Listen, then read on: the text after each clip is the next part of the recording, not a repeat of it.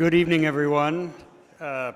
Today is December 16th, and we are about to begin our regular City Council meeting. Wes Sigmiller, would you lead us in the Pledge of Allegiance, please?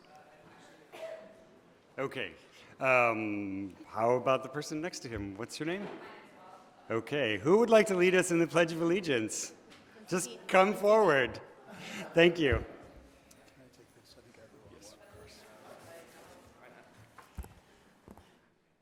I pledge allegiance to the flag of the United States of America and to the republic for which it stands, one nation, indivisible, with liberty and justice for all.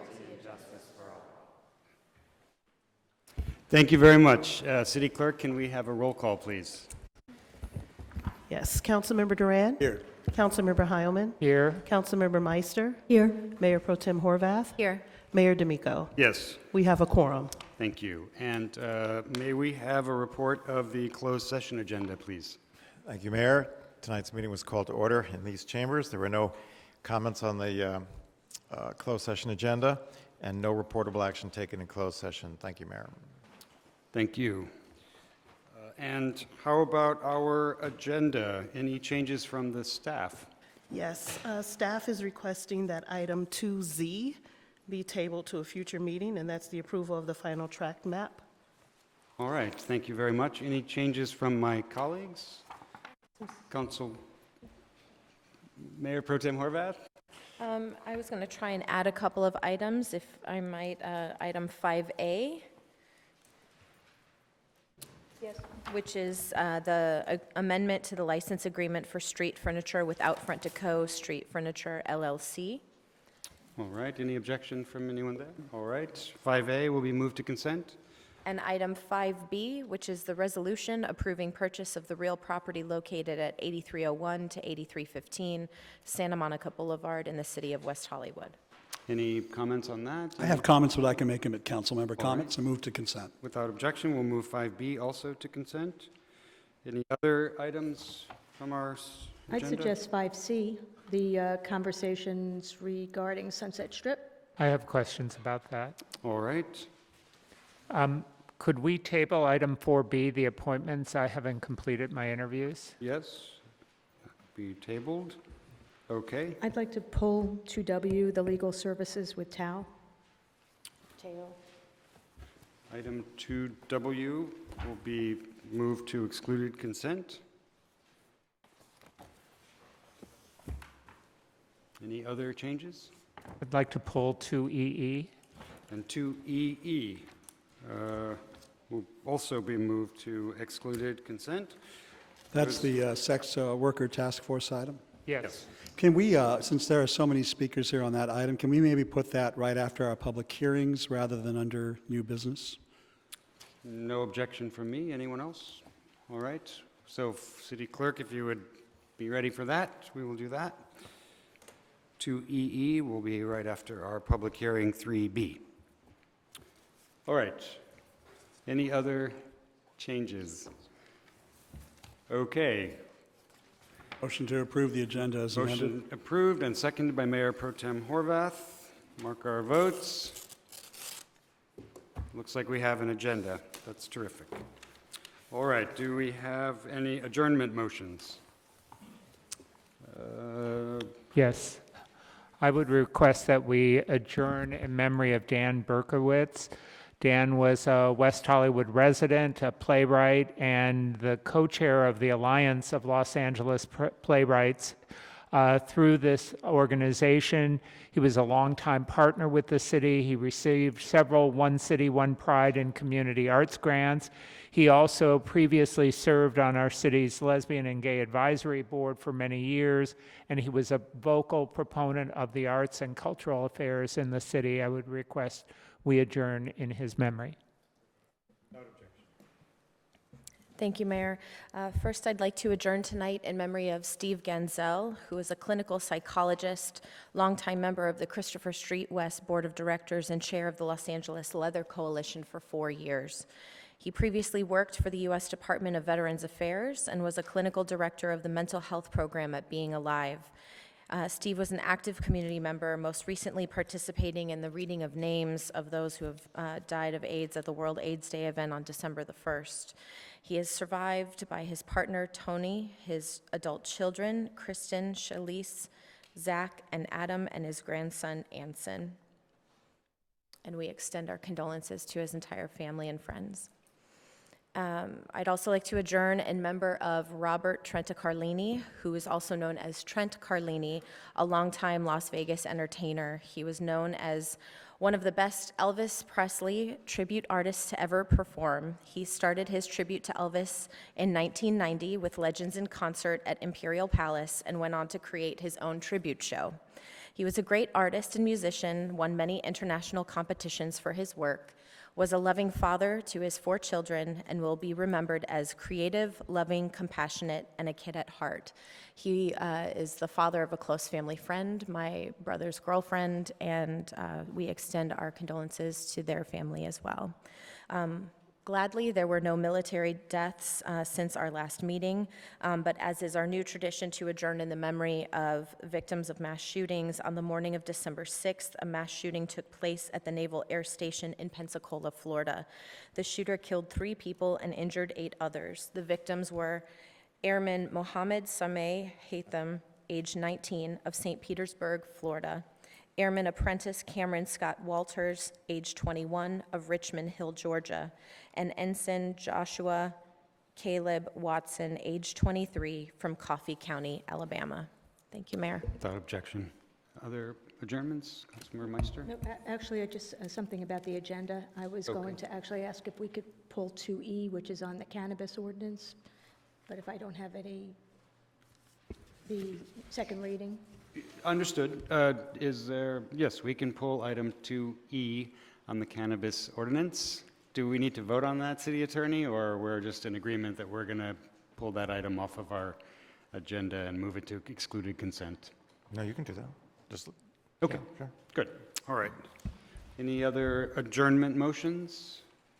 No, Mayor, but since we have a moment in the meeting, it looks like there are a lot of speakers here on item 2E, which is the cannabis item, and a lot on 2EE, which is the sex worker task force. Some may not be familiar with our procedure. When you're called by the mayor, you can either elect to speak under public comment at the top of the meeting or tell us you're going to wait till the item is called. We have moved the sex worker task force to the beginning of our unfinished business right after our public hearings. So it's up to you all whether you want to stay or speak at the top. I think there's a slight, Mike, maybe you want to, he's shaking his head behind you, Just John. from a meeting management perspective, it seems like you moved 2EE up in your agenda precisely because we had so many people here. I wouldn't want you necessarily to encourage them to speak during public comments because that's for items not on your agenda.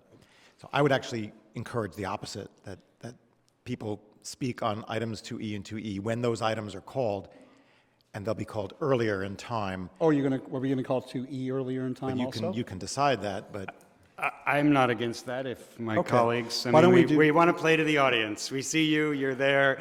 We definitely want you to be part of what we're doing.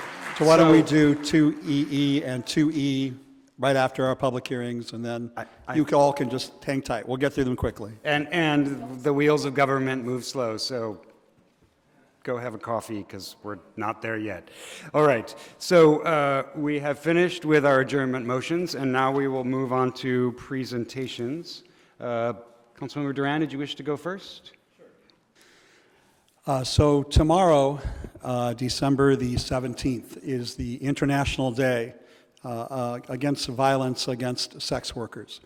This day actually got started in the year 2003 with the Green River serial killer, a serial killer up in the Seattle, Washington area, who was preying on female sex workers and murdered over 40 women who he found to be disposable, subhuman. He victimized them and then murdered them. Out of that, the International Day Against Violence Against Sex Workers was started. Tomorrow, this day is going to be recognized all over the world. I know that SWAP is organizing an event here in Greater Los Angeles for that recognition.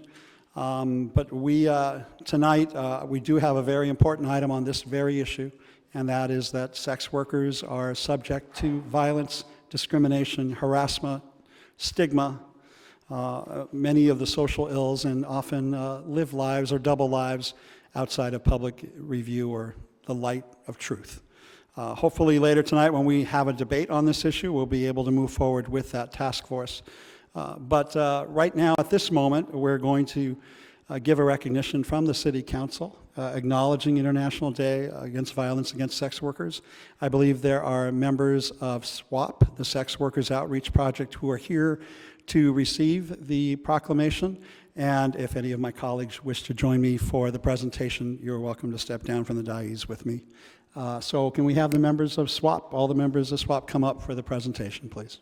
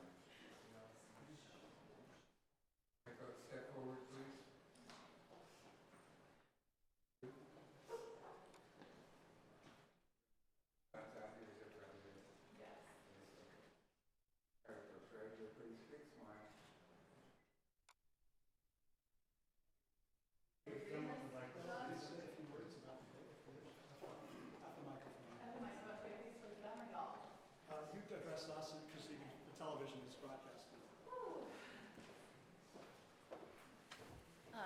Thank you, Mayor Miko, and especially Councilmember Duran and Councilmember Horvath. You guys have done so much for the sex worker community, and watching what you guys have done for the GLBTQ community throughout the years, it's only time that you start showing up for us. And I am so grateful. As a survival sex worker who's been doing sex work since I was 17 years old, I have celebrated this holiday post the Green River Killer in rooms, in church basements, in rooms with sex workers, in the East LA Women's Center. And it's mostly just us reading the proclamation of the humans that we have lost by ourselves. We have not had the support of the government because what we do is still inherently illegal in the federal government's eyes. And to move from something where we have become something in the shadows as a lesbian, I remember what that felt like. We are coming to light and we are making changes, and post SB 233 and the strides that we have made this year as activists, to have this recognized publicly, where we get to commemorate the lives that we have lost, shows the progress that we are making. And I just want to express my explicit gratitude for recognizing this. This is not a dark thing. We bring so much light and so much love to the world, and to know that, like, the people that we have lost are no longer checked off in a box as no humans involved. We are human beings, and we have your support, and that gives us power, and our voices are strong. And I will say again, sex workers are the most magical people in existence. And I also want to express my gratitude to the Sex Workers Outreach Project for all of the work that you have done. Sex workers are changing the world, and thank you for helping us elevate our voices. Thank you very much.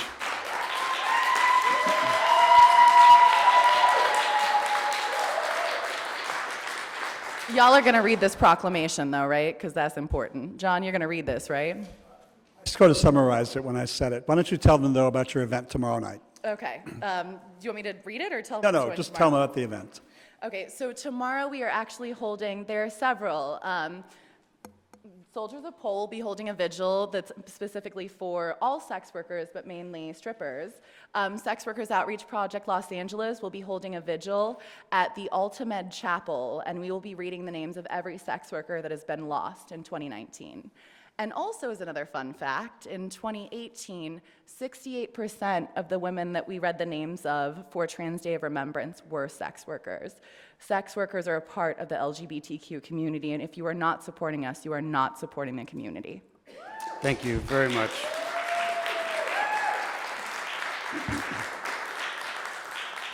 Our next presentation is to the London West Hollywood. The London West Hollywood is a terrifically important hotel here among many stellar hotels here in West Hollywood, and the London is being recognized as the 2019 Hotel of the Year at the HSMAI 2019 Best of the Best Hotel Awards. This recognition highlights the London West Hollywood's amazing service and extraordinary reputation in the hospitality community, and certainly here in our own city of West Hollywood. So congratulations to the London Hotel on this well-deserved award, and thank you for your many contributions to the city of West Hollywood. Please come down and we'll take a picture with this proclamation, and my colleagues, I'm sure, will be happy to join me.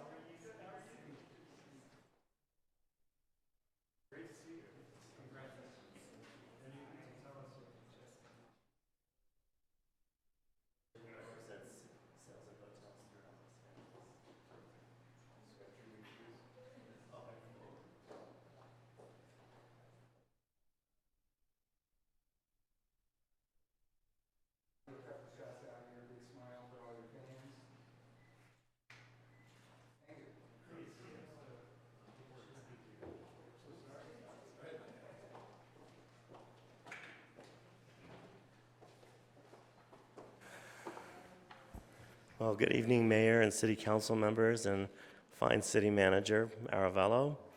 On behalf of the London, behalf of Northwood Investors that owns the London, we sincerely want to thank you for this great honor of being recognized by the city. This is a Hotel Sales Management Association Hotel of the Year Award.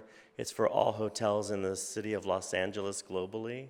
So to be selected as that hotel is an honor in and of itself. But I take particular pride because I think that West Hollywood is one of the best cities to work in. I've been working here now in the city for 10 years, and I've been working with a very fine management team that loves the city passionately.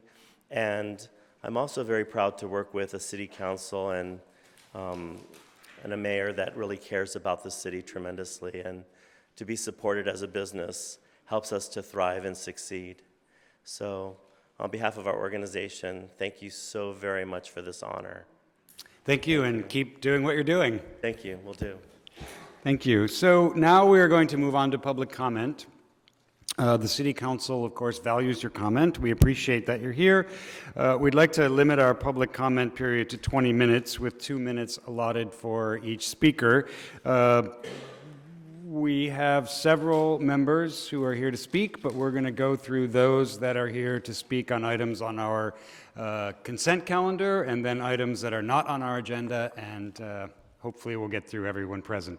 Our first speaker is Mark Lehman on item 2Y, and then Anna Sweat on item 2FF. Good evening, Mark. Good evening, Council. Mark Lehman, long-term resident of West Hollywood. I'm here just to really thank the city. I'm here on behalf of RWS Sunset, which is the owner of the historic property up at 9165 Sunset. You approved on consent contract Reagan Silver Revere Williams property up on the Sunset Strip.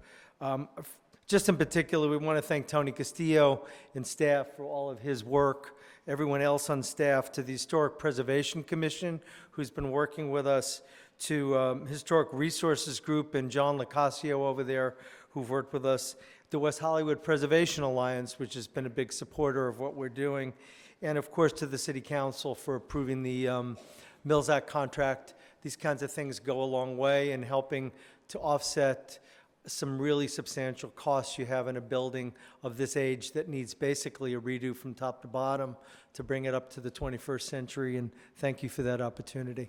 Thanks. Thank you very much, Mr. Lehman. Anna Sweat, to be followed by Karen Ayers.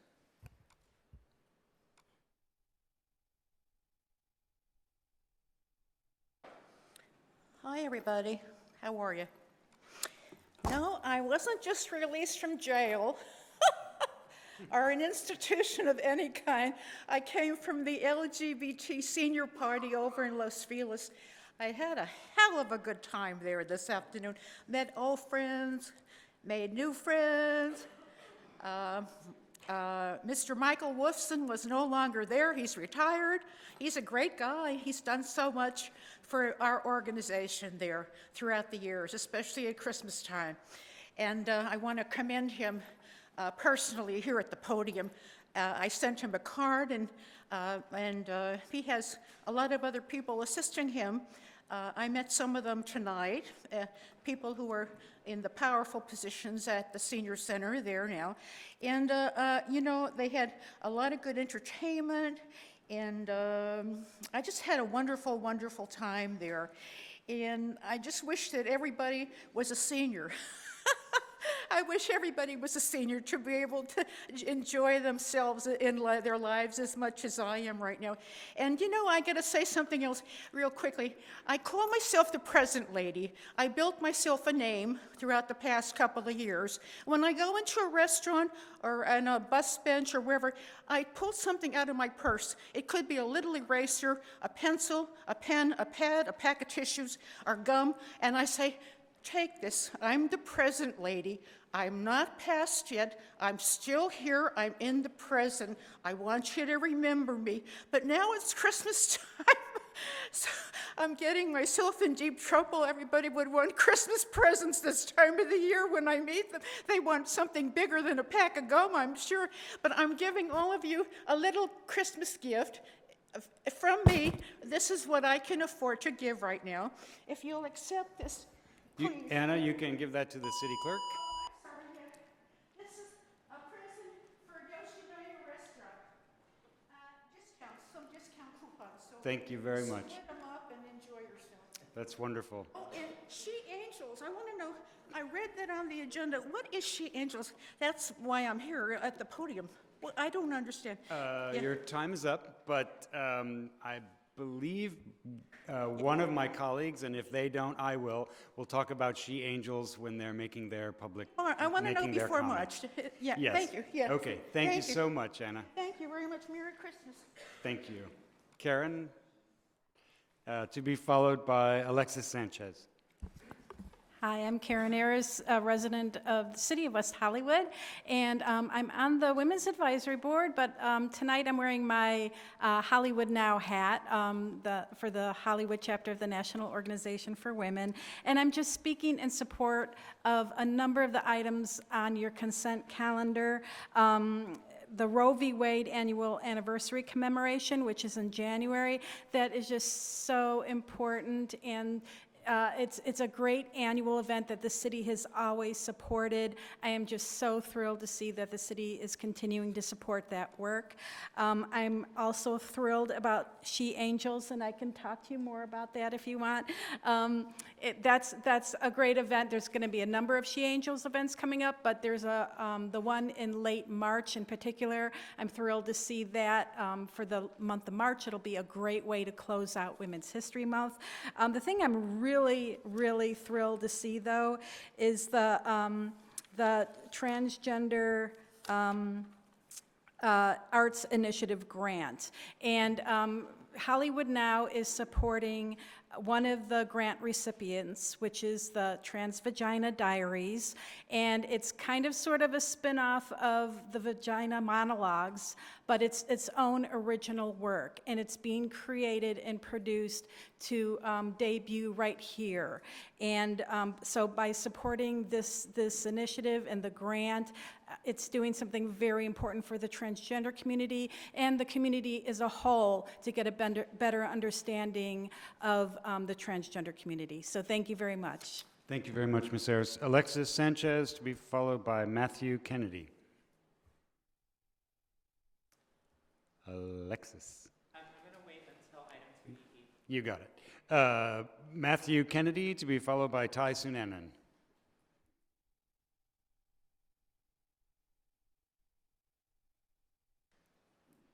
Hello, my name is Matthew Kennedy. I'm a theater and film teacher at Bancroft Middle School that serves Hollywood and West Hollywood.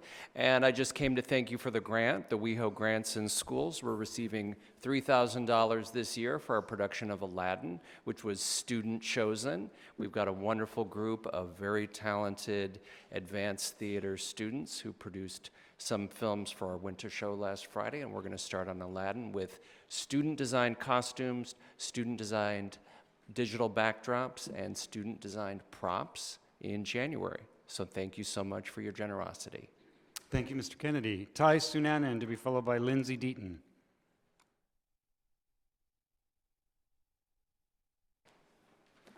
Good evening, everyone. Tai Sunanan, City of West Hollywood, and your Vice Chair of Public Facilities Commission. To extend the theme here of appreciation, I came to say thank you, thank you, thank you.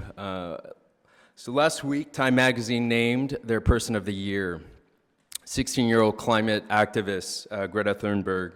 And here in the City of West Hollywood, we have something that's coming up early of 2020 that's pretty spectacular. It's the Green City Awards. And while over a dozen cities across LA County have their own respective Green City Awards, I think the one here in West Hollywood is going to be the most meaningful for a couple of reasons. One, this was an easy sell, an easy pitch to not only City Council, but members of the Public Facilities Commission. I want to thank Chair Block for championing this. I want to thank Helen Collins at City Hall staff and her team for supporting this. And for anyone out there in the audience or watching this, if you know someone or you yourself has a green thumb, been doing innovative, environmentally friendly projects here in the City of West Hollywood, we encourage you to apply and spread the word for the first annual Green City Awards. Applications go live early 2020. I want to say what's good for the city is good for the planet. Thank you so much. Merry Christmas, Feliz Navidades, and we'll see you all in January. Thank you, Mr. Sunanan. Lindsay Deaton to be followed by Drian Juarez.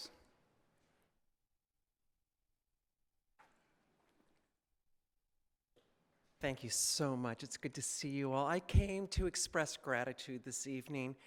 We have a marvelous city, friends, and I am so grateful to be a part of it and to be able to serve with you as a member on the Transgender Advisory Board.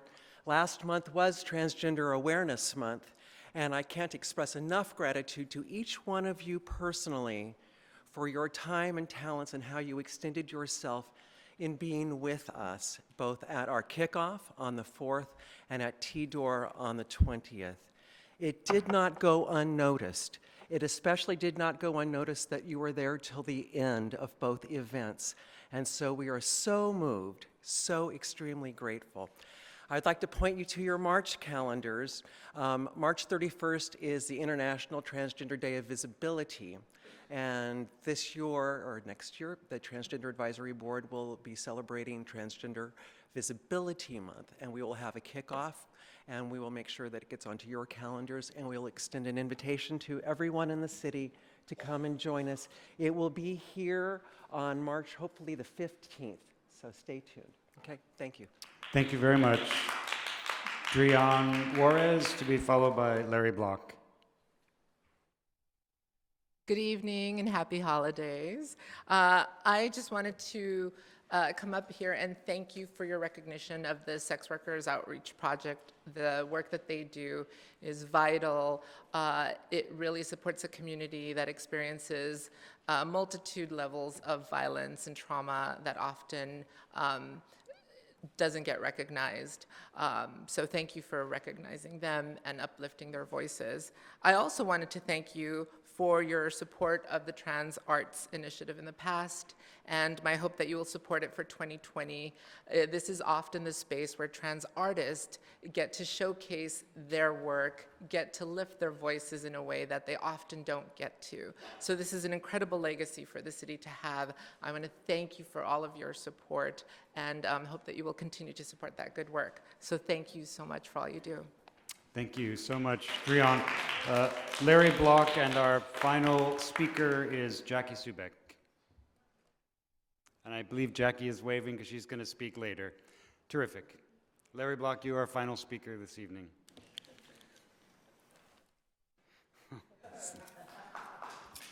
Larry Block, 6th Annual. Ho, ho, ho! It's that time of the year. The spirit of the holidays is almost here. Let's look back on 2019. Lots of changes to the WeHo scene. Goodbye to Café d'Etoile, The Factory, and LASC. Over 100 years of our history. Hello to Rocco's, Sprouts, and more, and many new types of cannabis stores. Rocky and Bullwinkle are moving up to the Sunset Strip, and development continues at a record clip. The Smart City program is well underway. Listen to the chamber and eat, shop, and play. Captain Ramirez took center stage. Ed Buck incited community outrage. John Duran was censored by unanimous resolution. He is part of the problem. He is not the solution. John Heilman deserves 3 dozen roses, 1 for each year. He's been up there since Moses. And Seppi Shine came out of the blue, and John D'Amico almost got screwed. Lauren and Lindsay show us that change is good, and there are at least 1 too many Johns in West Hollywood. Think local, think Larry, that's my name. Moving WeHo forward, that's my aim. Because I'm going to be a 61-year-old man, and our city has no aging-in-place plan. And that senior on the 2nd floor disabled still can't move down if they're financially unable. And while I'm too big to fit under your tree, log on to WehoTV2020.com and please join me. Merry Christmas, everybody. Thank you, Mr. Block. That's the end of our public comment period. Now we will begin council member comments. Did anyone wish to begin? John Heilman, John Duran, John D'Amico, 1 John too many, maybe? Sure. My comments are very brief. First of all, happy holidays. I want to wish everyone a wonderful holiday season and a happy new year. Of course, New Year's Eve, we have a great event for the sober community. I want to make sure that somebody mentions that, and I don't know if it's on somebody's list, but I see people shaking their heads out there, so people do know about it. I want to encourage everyone to come out to it. I wanted to report that I was representing the city at the COG meeting last week. We had a discussion about SCAG and how they're calculating our RENA numbers. That will continue to be a discussion that we're having. And that was it. Thank you very much. John Duran. Sure, thank you, Mayor. Just a couple of quick comments. One of the items on the consent calendar that we added tonight is the purchase of real property across the street from City Hall, the Coast Theater, and the adjoining block towards the end of Sweetser. And I think people around the community are curious why it is that the city acquires real estate. One of the biggest challenges for our communities, because we're such a desirable place to be, is that the cost of housing continues to escalate and commercial rents in the city also continue to escalate. one of our continuing challenges is being able to have our nonprofit organizations remain within the city's boundaries because they cannot afford to pay the rental rates that Santa Monica Boulevard, Sunset, and Melrose are now going for. So when we buy property, whether it be on Santa Monica Boulevard or on Sunset or other places, we have the ability to then set the rents and control the rents and make sure that our nonprofit organizations are protected and able to remain within the city boundaries rather than having to relocate outside of the city, thus forcing our residents to go to neighboring Los Angeles in order to get social services. Free markets are how capitalism works. Whether you like capitalism or not, it is the system in place.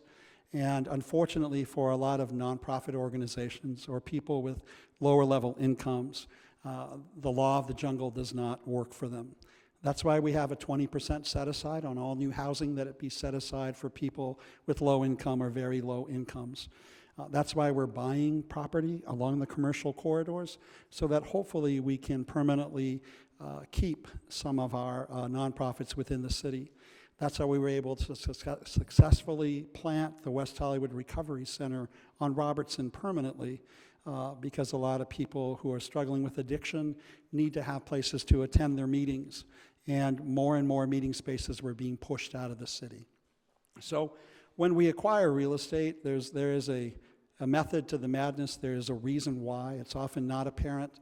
I'm hoping that as we brainstorm about what to do with this particular 8301 Santa Monica Boulevard, that we'll continue to keep in mind that there is a theater district that just coincidentally is happening there with the 1111 Theater on Kings Road, with the Coast Playhouse on Santa Monica Boulevard, and of course there's live theater at Hamburger Mary's every night of the week. So if we start to look at that area as a place where we can celebrate the arts and celebrate the performing arts in particular, we can continue to, I think, develop a district that makes sense. So ideally, as we move forward with all these properties, whether they're Santa Monica and Suites or Santa Monica and Crescent Heights, Sunset up on the Strip, or other places, we're able to meet community priorities and community goals where we're able to have some impact or some effect in controlling the rents to keep other desired uses, namely nonprofits and the arts, within the city's boundaries. It is the holidays, and so I just wanted to take a moment to pay tribute to the solstice. And often people will say Merry Christmas or Happy Hanukkah or Happy Kwanzaa and completely forget that all of it starts with the winter solstice. The Christian church, there's evidence to say Jesus was actually born in April, not in December. But the Christian church early on moved Christmas Day to coincide with the winter solstice. And a lot of the holidays that would follow, Hanukkah, Kwanzaa, all center around the idea that pagan people realized that the shortest day of the year was a time when they would gather and seek warmth and light around the fire and merriment and good cheer with those they loved. And even in the bleakest moments of the winter, that they would find light and life with one another, cozied up to the fire with good food and good drink. So in the spirit of the winter solstice, whatever holiday you celebrate, I hope that you share it with people that you love, and that you celebrate the holiday in any way that you choose. Now, having said that, Karen Ayers did not say it, but for those that are interested, this is a nonpartisan announcement, but there is a rally tomorrow at 5:30 in West Hollywood Park. There are over 2,000 rallies happening tomorrow night all over the United States, the night before the impeachment vote in the House of Representatives against the current president. And so far, we are up to 1,000 RSVPs at the West Hollywood event here, right outside on San Vicente. Karen Ayers is one of the organizers. I want to thank her for doing that. And so if you wish to be part of history on the eve before the impeachment vote of the House of Representatives, that starts at 5:30 tomorrow night in West Hollywood Park. I will be there, and here's to a very good 2020 for all. Thank you. Thank you very much. Councilmember. Thank you. On my attendance, I attended the annual Don't Drink and Drive kickoff event with Mayor D'Amico and several of our commissioners, and I just wanted to thank the sheriffs and Block by Block, as well as our commissioners and staff for this event that we have every December to remind people to not drink and drive or not consume and drive. And if you ever want to have a sort of a good laugh, if you go with us to deliver the coasters into the bars and the clubs, the looks on everybody's face when we come marching in, it's pretty classic. So anyway, that's always a fun event. I attended the West Side City's COG meeting along with Councilmember Heilman as the COG's appointee to the Southern California Association of Governments, CEHD committee, which talks about the housing and RENA numbers, and I thought it was important to not only hear what our West Side cities had to say about the calculations and the RENA numbers, but also to express our concerns on how those calculations have been formulated. Regarding the consent calendar, on 2I, on the approval of reclassification of a principal planner position to property development, I would just like to suggest that, and I know that the descriptions are usually very specific, just that there should be something in there about, they talk about visioning and design responsibilities, and that we should say that it should be that part of the job is one that collaborates with our new urban design and architect studio. On 2L 2019 One City, One Pride final report, on the attachment A on page 4, there's no mention of CSW promoting One City, One Pride, and it was my understanding that they were supposed to be promoting our One City, One Pride on their website, or at least that was something that Mayor D'Amico and I had talked about when we were on the subcommittee together. So I just was curious as to what happened to that, and why, and if it did happen, why it was not included in the report. On 2T, on the agreement for services on seismic, I would just like to ask that that once we continue with the services, that we look at possibly providing either some kind of fee waivers or some kind of relief to senior and disabled homeowners with limited incomes with regard to the seismic fees that we're charging. On 2X, which is the Whiskey A Go-Go local cultural resource, and 2Y, which is the Mills Act contract for the Berman Kona building, I just want to say congratulations, and it always makes me happy when I see the city of West Hollywood really embrace historic preservation. And those are my comments. Thank you. Thank you very much. Mayor Pro Tem Horvath. Thank you, Mayor. I want to take a moment to shout out our staff in a few ways. We, every couple of weeks, meet and make decisions, but without our staff carrying them out and implementing our decisions, change doesn't happen. And so one of the decisions we made as this council was creating an urban design and architecture studio, and I want to welcome our new city architect, Rick Abramson, who is certainly well known in the community, but now in this new role at City Hall, we'll be working with the community in a new way. So I want to congratulate him and welcome him on board. Also, with regard to our green building program, last week the California Energy Commission approved 6 applications for local energy ordinances that exceed statewide requirements of the 2019 building energy efficiency standards, and one of which was ours here in the city of West Hollywood. The city's ordinance requires new buildings and major modifications to include either solar photovoltaic, solar thermal, or a vegetative roof, and larger buildings must have additional energy and water efficiency measures. People are actually tracking these kinds of things and the ways that we're being innovative to be responsible in our environment. This effort aligns well, obviously, with our Clean Power Alliance goals, illustrates our city's leadership in developing a robust green building program. So I want to thank our staff for the ways that they've advised us and making sure that that gets implemented effectively.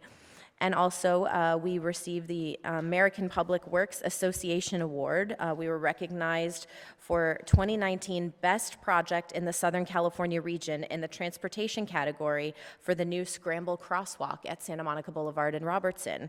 And as part of an ongoing citywide effort to enhance pedestrian safety, we implemented a nighttime all-pedestrian phase interval Scramble Crosswalk at the intersection of Santa Monica Boulevard and Robertson. And if you haven't walked there recently, I'm not sure why most people do, but it has really transformed your ability to navigate that intersection, made it a lot safer and a lot clearer who's going when. So again, thanks to our staff for making that happen. It's very exciting to see our efforts recognized in this way, and most importantly, have them be effective and helpful in the ways that we're creating community.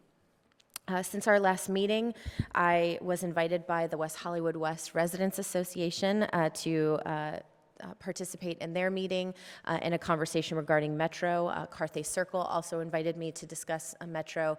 Interestingly, both neighborhoods raise similar issues and concerns, but also similar interest, and so it's good to know that regionally we're having the same conversation. I also represented the city at the Clean Power Alliance, the Liability Trust Fund Oversight Committee and Claims Board, Sanitation District 4 meeting, and I also participated with Commissioner Barbara Meltzer in an interview on Spectrum News 1, which will actually be airing January 6th. So if you happen to be watching in the morning, we'll be on your Spectrum News 1 talking about the city's Aging in Place, Aging in Community plan, and sharing all the good highlights of it and the work that's to come. So with regard to our consent agenda, I just wanted to draw your attention to item 2CC, which is the MLK Day of Service. I'm glad to see that this tradition will be continuing. Certainly an important way to honor the legacy and the memory of Reverend Dr. Martin Luther King Jr. I certainly hope that as part of that Day of Service, we will incorporate some part of the program, education about his life and work and the impact that it has made on our history and our legacy here, and his accomplishments as well. So happy Hanukkah, Merry Christmas, Happy New Year, season's greetings, however you celebrate. I hope you enjoy this time of year with the people you love the most. Thank you. Thank you very much. I have two items about reductions. There are two things that are super important to me, and I think to all of my colleagues and the city. And the first item is the city received an award as an energy leader. We reduced energy consumption by 11% overall in our city in the past year, and we've received this award several years in a row, and it's just super exciting because this is something that, as Ty said and as others have said up here many times, taking care of our planet is important, and when we do it here, we know it affects the entire globe. And the other reduction is part of our HIV Zero initiative, our 3-year annual report, and the number of HIV diagnoses in the last 3 years have gone down 50%. The number of cases of AIDS have gone down 60%. And what that says to me is that in the larger community, we have found a pathway to reaching HIV Zero. Many cities around the country, perhaps not yet around the globe, but certainly many around the country also see that pathway, and we're doing all we can here in West Hollywood. And I want to thank our staff, both in community development, who work on our sustainability efforts, and in human services, who are working diligently on our HIV Zero initiative, because these are super important to me and to all of us. And so to our staff, I say thank you very much. With that, I am ready to turn this over to our city manager. Thank you, Mayor, members of the City Council. I'll be really quick. A quick response, the One City, One Pride. I did receive a text from CSW. They do post it on their website, so we can look at how we can do a better job of promoting that next year. So it is something that they're on top of. A couple of announcements. One from Facilities and Recreation. As part of the annual maintenance program, West Hollywood Aquatic Center will be closed from December 25th to Wednesday, January 1st for maintenance and programming. Also, the survey for Vision 2050 has been extended to December 31st. We'd love to hear from the community, and you can find a link on our website. So that concludes my report. Thank you. Thank you very much. May we get a fiscal impact on the consent calendar, please? Yes, the fiscal impact for this evening with the addition of items 5A and 5B and the removal of items 2E, 2W, 2Z, and 2EE is $13,211,468 in expenditures, $453,883 in a potential loss of revenue, and $28,790 in waived fees. Thank you very much. Pardon me? Did she say 5C also? No, that did not get added. Okay. All right. Shall we mark our votes? It passes unanimously. Thank you very much. Now we will move on to our first public hearing of the evening. Do we have any speakers on this item? We don't have any speakers on this item, so I'm guessing we don't need much of a presentation. Maybe I will just read the statement on the subject and then we can go to a vote if we need to. The City Council will consider approving an ordinance amending chapters 1304 of the Building Code, 1308 of the Electrical Code, 1312 of the Plumbing Code, 1316 of the Mechanical Code, 1320 of the Residential Code, 1324 of the Green Building Standards Code, 1326 of the Existing Building Code, 1344 of the Historic Building Code, and Title 13 of the West Hollywood Municipal Code. The public hearing is now open. Does anyone have any questions of our staff? Is this matter properly noticed as required by law? As required by law. Thank you. I would move that we close the public hearing and adopt the ordinance. Second. All right, it's been moved and seconded. All those in favor say aye. Aye. Aye. Thank you. Hearing none opposed, the motion passes 5-0. We shall move on to item 3B, the zone text amendment to modify requirements for Mayor, accessory dwelling Can you just hang on? units. I'm sorry, can you just hang on 1 second? You bet. So, we doing it both ways? Yes. Urgency, and so is that ordinance for both ordinances? And that Yes, my motion was for both. Great, thank to you. introduce it for regular and adopt it as an urgency. Just wanted to be sure the clerk has that. Thank you. She has For it those of as you required playing by along law. at home, we passed this ordinance, and because the end of the year is coming up quick, and we need to have this set of code requirements in place as quickly as possible, we passed it also as an urgency item. Thank you very much. All right, we are now on item 3B, a zone text amendment to modify requirements for accessory dwelling units to comply with recent changes to state law. The public hearing is now open. Do we have any speakers? Nope. We have one speaker? All right. Mr. Steve Martin is asked to speak. Steve, well, I was going to ask if you wanted a staff report, because I think we're all familiar with it, but we want to give you a chance to get a staff report if you'd like one. Yes, I would like. Thank you. So, would you please give us give a staff report to former council member Steve Martin, please? Sure. Good evening, Mayor, Council Member Steve Martin, Brian Eck, Acting Long Range Planning Manager. The item before you is a zone text amendment to update the city's regulations for accessory and junior accessory dwelling units, ADUs or JADUs.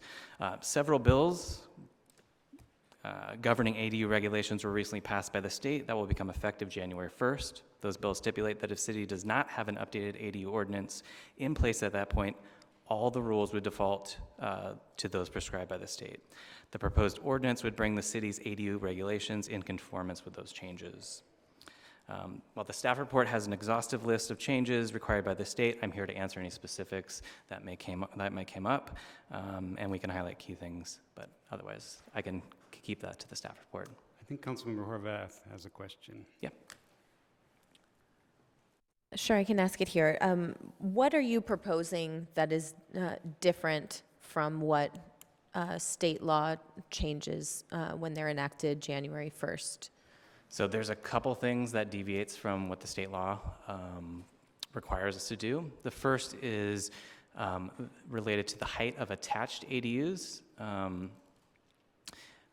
The state is silent on that and would default to the zoning district, whereas we're saying that the height of an attached ADU shall not exceed the existing primary structure. That's one way we deviate from state law. We're being more restrictive in that regard. We allow sizes up to 1,200 square feet, which is our current regulation on ADUs. The state only stipulates that we mandate up to 1,000 square feet. We recommend to waive impact fees for ADUs above 750 square feet.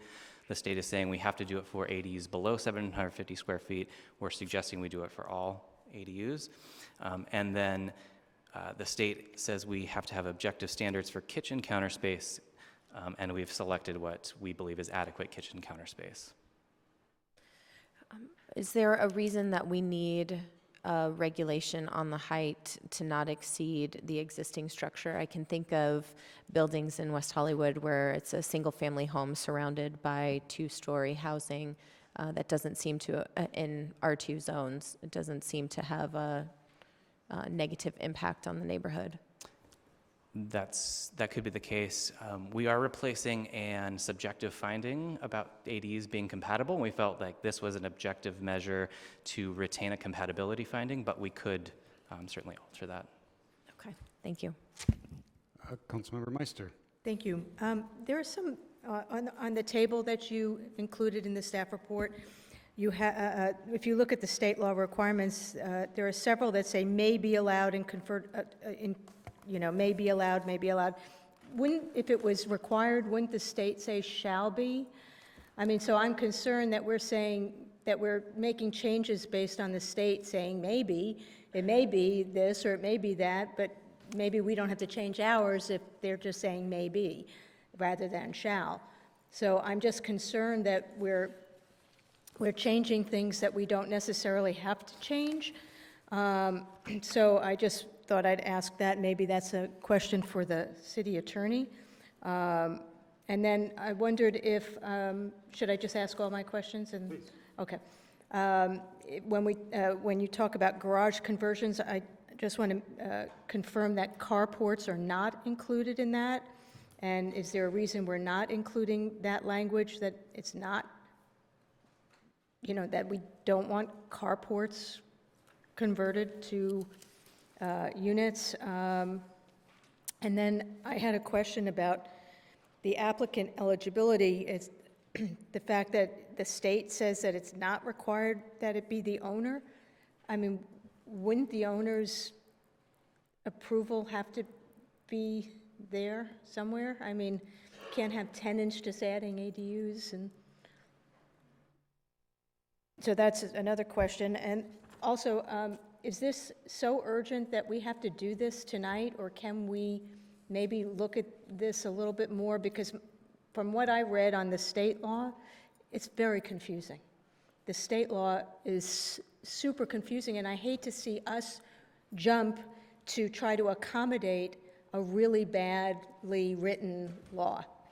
And if we have to abide by the shalls anyway, if these maybes aren't shalls, then why rush? We'll have to abide by those shalls anyway.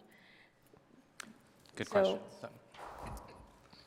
So let me take the first one. The maze in the chart would be if certain conditions were met, meaning that if somebody did comply with the building code and other things, they may be allowed to do those things. So the zoning will allow it by right or ministerially, but it would have to meet all the other codes and rules that govern habitability. So that's thus the may. So zoning is a definite yes. It is conditional on meeting other things. Carports would be an interpretation that we'd have to make. I don't know, John, you look like you want to. I think we were trying to make sure we tried to restrict it to garages, since that was what was in the state law, and that's really what we were trying to do. Well, shouldn't we then include language that says we shall not let carports be converted? Just so that we're very clear to anyone, so someone doesn't just assume that they can do it? Yeah, so we're silent on it, and we will default to whatever the state law rules are, because it says you can convert spaces that are not livable, that include X, Y, and Z, but not limited to those. So it would take an interpretation of our own staff in the building code as to if a carport is allowed or not, or meets those conditions. But a carport isn't a garage, so we can decide right now and say no carports. Because with the loss of a carport is the loss of a parking space, which is a service to a residential tenant. And thus, that's one of those mays as well, that if it was something that was removal of a housing service or ran afoul of accessibility law, we would not allow it to happen. But we could put that in the ordinance. We are going to be sending this to the state for their approval, and so if that ran afoul of the state law, then they would let us know about that. And just my last question is there a reason that we can't make the size of the units even smaller? Because if they're smaller, they'll be more affordable. So maybe instead of a 1,200 square foot, what, one bedroom? Is that what that? That's for a two-bedroom unit. For a two-bedroom. Mm-hmm. I mean, maybe we want to make those a little smaller so that way they're more affordable. And we could set the maximum size to align with the state law, which does set it at 1,000 square feet. We were keeping it aligned with existing ADU law for the city at the 1,200 square feet. Right. But is there anything that precludes us from making it There's smaller? nothing that precludes us from setting at 1,000. Okay. But we cannot go lower. Steve Martin.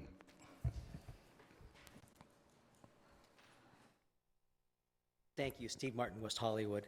And I guess I'll preface my remarks by something I'd said at the Planning Commission, that I'm delighted that we've got a young long-term planning staff member who's probably going to be here a while to see some of the great results that we get here.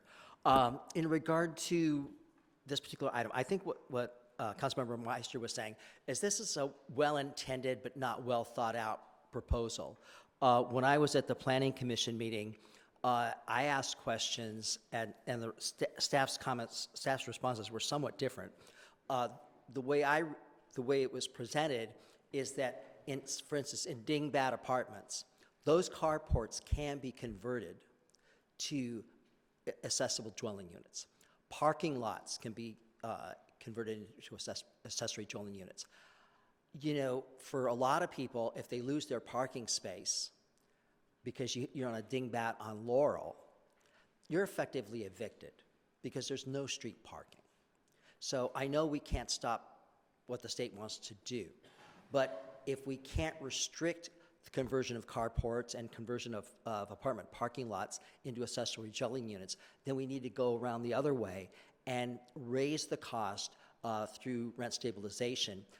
If you take away a tenant's parking space, maybe you need to be paying them $250 a month instead of $100.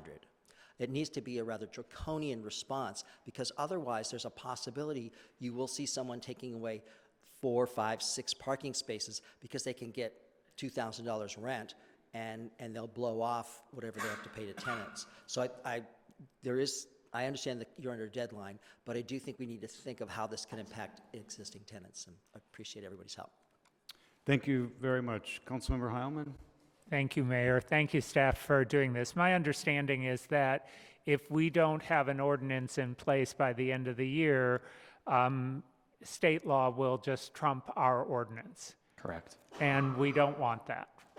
We would rather have an ordinance that's compliant with state law, that sets forth at least our views as to what would be allowed in terms of accessory dwelling units. We have to be consistent with state law, but we can put in limitations based on what state law allows. We always have the opportunity to look at this again in the future, but I think I've said this before, and if not, I'm going to say it now, and that is we spend an inordinate amount of time talking about these accessory dwelling units. How many have we actually had under our existing ordinance? I don't remember the total, but it's, we've been getting less than 20 a year, so it's not very many. It was like maybe 10 last year and 18 the year before. And I would imagine that many of them are either existing units that they're trying to get legalized, but there's not a lot of ground-up accessory dwelling units being built, and I suspect that that's going to be the case going forward. Most condo buildings and apartment buildings, they don't have room. They're not going to take away parking of an existing tenant because if they do, they're going to lose rent on their existing rental units and they're going to be in a battle with their tenants. And condos, most of them are built lot line to lot line, so there's no room for an accessory dwelling unit. So we can spend all the time we want and nitpick all of the details of this ordinance, but to what point? This is not going to be the solution to our housing problem, at least in West Hollywood. It may be in other areas, but I think we need to pass this. If we want staff to look at other options for accessory dwelling units next year, we can, but I think you've done a good job given the limitations that we have based on state law.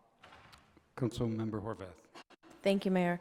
I think because we don't have a huge rush of ADU applications coming in, I'm not convinced that we need to do all of this tonight, especially the first change that you outlined. I do think that there are some locations where a two-story ADU would make sense, where there's a single-family home existing, and so I'm not supportive of that change.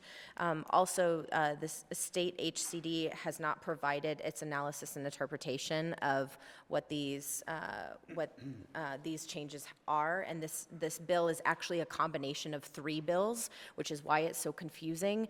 And I think that the interpretation analysis and especially an understanding of what the state believes is the intention behind this conglomeration of a bill could potentially impact how we interpret it locally. And if we're making changes without understanding that intention, we may be making changes that we really didn't want to make in the first place. I think all of these might very well be the exact thing we need to do, but if we wait till January, we'll know for sure what the interpretation is from the state. So I don't see why we can't wait to make sure that that's clear. And if we are going to move forward, I hope that we'll take a look at least that 2-story option. Thanks. Councilmember Duran. Right, I'm going to attempt to move the motion, see if I get a second. Move the item. I haven't spoken. I have a couple comments. I do think we should allow 2-story ADUs or ADUs that match the underlying zoning if there's interest of my colleagues. And I also, I believe we all received a letter regarding a minimum rental, and I was a minimum period of rental, and I was going to have the city attorney weigh in on that with respect to 1-year minimums for the accessory dwelling units, given that we may soon have a second reading of an ordinance that doesn't do the same for single-family homes, condos. Thank you, Mayor. So you're referring to the letter of December 15th from the Californians for Home Ownership, which I think fairly sets out the facts. I don't necessarily agree with the conclusion in the letter, but it does fairly set out the facts. If you look at page 12 of 13 of the of the Planning Commission's resolution, in paragraph 69, there's a provision called lease term. And that's the provision at issue here. It says ADUs and JADUs shall be subject to any restriction on lease terms that apply to all dwelling units in the city. And when that was written, the dwelling unit ordinance, which you have introduced at your last meeting but not yet adopted,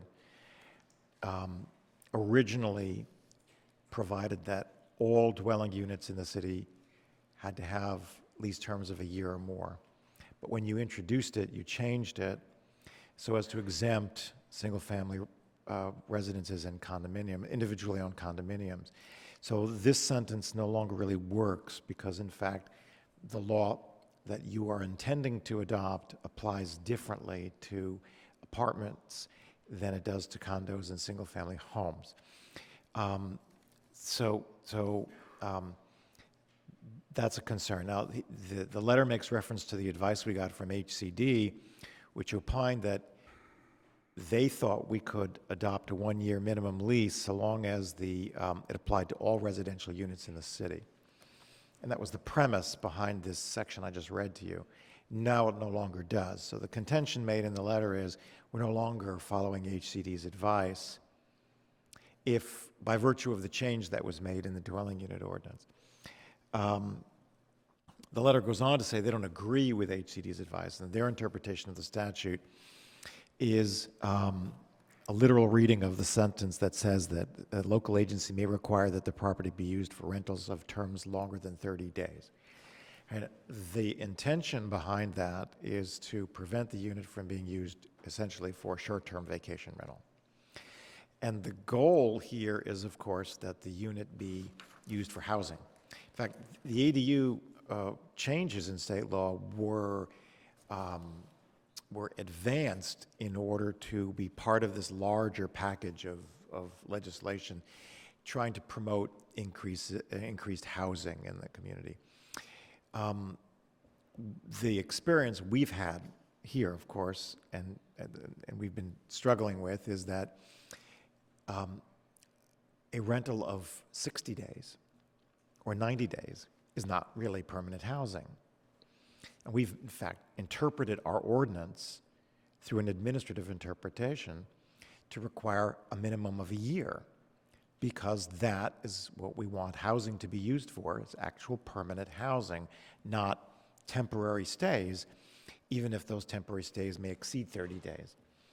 And so our interpretation, namely that the leases be a minimum of a year, is more consistent with the purpose of the ADU law than HCD's interpretation, which is a kind of a bizarre irony in this whole thing, especially when you consider that ADUs can count towards our RHNA numbers, not our affordable, but our housing RHNA numbers. How do you count an ADU towards your housing numbers for RHNA purposes if the ADU is only being made available for 60-day stays or for 90-day stays? So it's a bit confusing and it's a bit of a conundrum, because I think that we have to change the sentence before you go ahead and adopt this, if you intend to adopt this.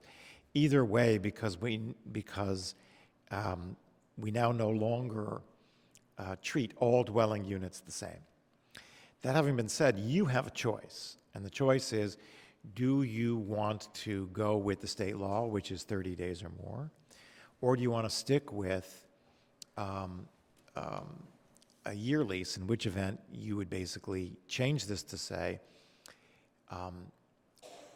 if the ADU is in connection with apartments, rental apartments, it's a year or more. If it's in connection with condominiums or single-family homes, then it would be 30 days or more.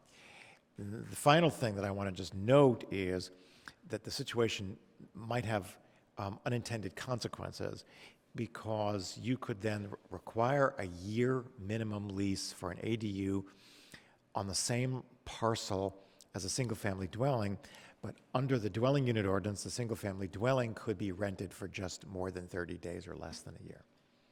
So the ADU would be subject to stricter requirements than the single-family home itself. Having said all of that, the state law allows cities to enact this sort of an enabling ordinance, and it allows the cities to be more generous in the sense that allow them standards that encourage rather than discourage the creation of ADUs.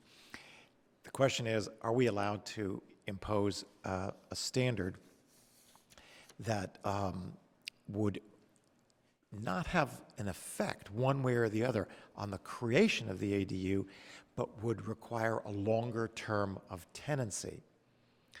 And I don't know that that's neither stricter nor more generous, in terms of the creation of the ADU, it really deals with something entirely different, and that is how long the tenant is obliged, or at least how long the lease that's offered to the tenant has to be. So do the maker of the motion and the seconder have an opinion about what they wish to do, and then we can vote on that as well? I don't see why there's any trouble requiring a one-year lease for ADUs. They're intended as rental units, just like an apartment is intended as rental units. And if we're imposing that requirement on rental units in the city, except for single-family homes and condominiums, I don't have a problem with that. Same. All right, and there's no, Well, I think that if that's the case, you could just change that sentence to say, except for single-family homes and condominiums. Would that work? Yeah. Yeah. Okay. please. That works for me to have it 1 year. Regarding the garage conversions, I just wanted to bring this up again to the people making the motion and seconding it. Do we want to have language that specifically states that carports cannot be converted to ADUs, like that that's not included as a garage conversion? I think the problem with that is that we don't know what the state is going to say about that. And if the state says that a carport can be, then right away our ordinance is in conflict with what the state is saying. Is the state silent on it? The state is, yes, on carports specifically, the state is silent. Well, if the state is silent, does that mean we have to be silent? Well, the state is silent, but I think you said that there could be an interpretation of the state law which would say that carports are included. Right, I mean, because it also talks about that you can add accessory dwelling units or expand buildings, so it's not really talking about where you do that expansion. So that's the concern. When it's silent on carports, are they expanding into the carport space? So it's not quite clear right there, but we're also not expecting any interpretations from the state to come down anytime soon on that. I just wanted to speak about not waiting. The reason we don't want to wait is because if we don't adopt something, immediately our ordinance is in conflict with state law. And that means state law will control all of this, and we don't have any say at all, and our regulations will not be in effect. And I think our regulations and what staff has crafted is much better than what state law provides. Go ahead. No, I was just going to say, again, I'm just wanting to include the carport. I'm not saying not approve this today. That's why I'm bringing it to the maker of the motion and the seconder, that we add that some kind of language that excludes carports as, as we're very clear that we're not defining a carport as a garage. That's all I'm saying. Can we do something where we say that carports are excluded and cannot be used for ADU unless the state says otherwise? Sure, yes. Right. I just want to say I disagree. I don't. First of all, I don't think that there will be a big rush to getting rid of carports, but I do think that we're asking property owners who own properties exactly like that to make structural upgrades, and that is the perfect way to make those buildings structurally sound, by infilling architecture underneath them and giving them a rigid a foundation. So I also think we're moving more towards a multimodal city. There are certainly going to be examples of people who may lose their parking, and that may be something that is complicated, and we have a rent stabilization commission for that. But I think this is exactly the kind of thing that takes those frankly terrible-looking buildings, gives them a front door, gives them a front lawn, and gives someone a really terrific place to live, and structurally upgrades an otherwise horrible 1967 building that we would all be lucky to have be in service for another 40 years. So I think, yes, you know, the carport and, you know, driving under your building and parking your car and jumping out and running up the stairs to your building is really terrific, but what it would also mean is that the 3 or 4 parking spots in front of that building would become available for use again, because the driveway would go away, and we could plant trees, and we could give that sort of building a front yard and a front face. So I just can't continue to think that designing the buildings of our city around cars is really where we want to be insisting that we make every decision based on that. Okay, well, leave it silent then. I mean, that's fine. My last comment is just about the size, the maximum size. Can you tell us specifically what you have in the ordinance to see if we want to make them smaller? Yeah, we allow up to 1,200 square feet, specifically for 2-bedroom ADUs. The state requires that we allow up to 1,000 square feet for 2-bedroom ADUs. Okay, and what about 1-bedroom or studios? 1-bedrooms are allowed to go up to 850 square feet, Yeah? and that's a requirement per the state. They have to be allowed to be up to 800? Correct. Okay, and studios? There's no limitation on studios. They can be as small as 220 square feet. And do we have a limitation on how large? Everything can be up to 800 square feet. Every lot is guaranteed to be able to build an 800 square foot ADU, regardless of the number of bedrooms. I would just suggest that we make studios a maximum of 500 square feet and 2 bedrooms a maximum of 1,000 square feet. And this way we are encouraging smaller units, which will be more affordable. I don't believe the state law allows us to regulate the size of studios under 800 square feet, right? Okay. So I just have one last request of the maker and the seconder of the motion, that we allow buildings to be sort of designed by the architect who's designing them, and not limit them to the size of the building that they're attached to, especially in neighborhoods that have buildings of varying sizes. I don't know how best to say that, other restrict than the height limitation? just said it, but I'm just concerned that if you own the only 1-story house in a 4-story neighborhood and you want to build something and it, you know, you can't really, anyway, that would be my question. I don't know if the maker and the seconder of the motion wish to consider something like that, but I'm comfortable with that. It seems like it's consistent with what state law would permit. It is. all right. So there's a motion and by Councilmember Durant, second by Councilmember Heilman. Do you have all the information you need to move this forward? Shall we take our Yvonne is votes? looking. Oh, yes. I wanted to see if the city attorney or someone had the Change of the sections that sentence? we're Yeah. changing. Yes, the page Yeah, and section. I would like the staff to read the changes. The one I talked about's already been made, and that's in the ordinance. It already says that applied to all apartments in the city, so we're covered there. So the other change pertaining to the height would be where? It's on page 11. It's section E3B, striking that provision. Page 11 of the ordinance.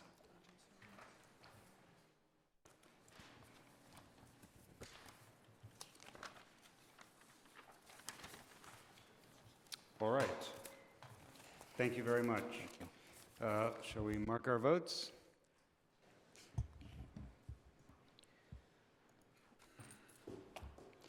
And it passes 4-1. Thank you.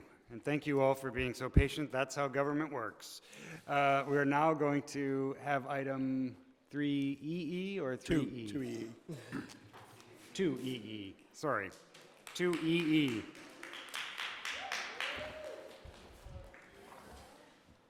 All right, colleagues, I guess I'll do the presentation of the report. This is an item that actually came out of a public town hall meeting that we had last year, where we had a public town hall discussion on sex workers that was co-sponsored by SWAP. One of the recommendations that came out of that was that we establish a sex worker task force in order to bear down on some of these issues. SWAP has presented a very detailed proposal for consideration. The city manager ultimately would be called upon to set up the task force members, including representatives from our Transgender Advisory Board, our Public Safety Commission, and our Human Services Commission. Those seem to be the three commissions that would have direct overlap. Here in the city of West Hollywood, we do have various forms of sex industry that are occurring pretty much on a daily basis.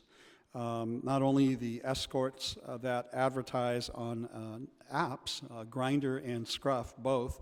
If you go on within 100 feet of yourself tonight, you will find various men who are advertising for gen or generous in order to engage in sexual activity.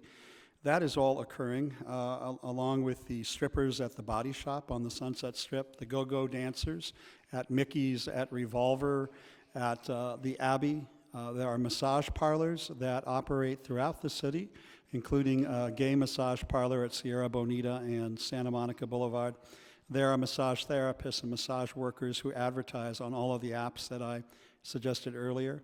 There are pornographers and online sex workers that use fans-only websites throughout the city. Of course, Chi-Chi LaRue is based here in the city of West Hollywood. Grindr is based here in the city of West Hollywood. Tinder is based here on the city of West Hollywood. And of course, we know about the street-based sex work that we've had to address even long before cityhood. I would note for everyone's consideration that a lot of national organizations have weighed in on supporting this particular item. While we've been sitting here, the National Lawyers Guild just sent the five of us an email asking us to support item 2EE. The ACLU, the American Civil Liberties Union, has also sent an email asking us to support item 2EE, and the UCLA School of Public Health has also sent an email asking us to support item 2EE. Additionally, we have received in the past recommendations from the National Center for Lesbian Rights, the Transgender Law Center, the Gay and Lesbian Advocates and Defenders based in Massachusetts, all calling for local governments to get in and to finally start to regulate within this particular area. This is cutting-edge work. It is pioneering work. It hasn't happened anywhere else in the country. It would be the first of its kind. And I think that the city of West Hollywood has never shied away from taking on controversial issues, whether they be cannabis, whether they be needle exchange, whether they be HIV and AIDS, domestic partnership, marriage. This is just the next step in the expanding notion of protection and civil rights for marginalized communities. I would remind everybody that at one time the LGBT community was criminalized simply for being in existence, and we had to fight very hard for the decriminalization for LGBT people. That is the ultimate goal for SWAP and many other of the organizations that are standing behind this work, is decriminalization. But in the meantime, there are a lot of issues that need to be addressed. We sit up here as a body, a government body, knowing that we have to deal with issues of homelessness. A lot of our transgender sex workers are experiencing varying degrees of poverty and homelessness. We sit up here and we talk about getting to zero on HIV transmission and reducing the STDs in the community. This is an issue that is of primary concern to sex workers to make sure that they are protected. And there's got to be more than one tool in the government's belt to deal with this. The only tool that government historically has used is criminal justice, meaning prosecute, incarcerate, and punish. Those days have got to be behind us. We've got to move beyond criminalization aspects and instead get into the social service aspects that ultimately need to be addressed.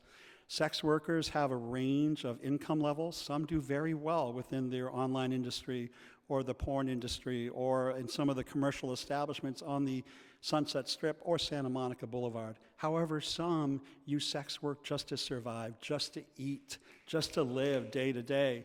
And so a lot of the very complex problems that we are asked to deal with here, homelessness, poverty, HIV and AIDS, and of course the recent case that sadly was exemplified with the Ed Buck case, we've all been trying to figure out ways to address this. It is going to take us getting into some very difficult areas of discussion and to bring this community out of the shadows into the light with peer-to-peer support, peer-to-peer communications, and to work with government so they don't see the government as just the sheriffs possibly subjecting them to arrest, but instead a government that stands by to protect them and shield them from the violence and discrimination and stigma that they experience on a daily basis.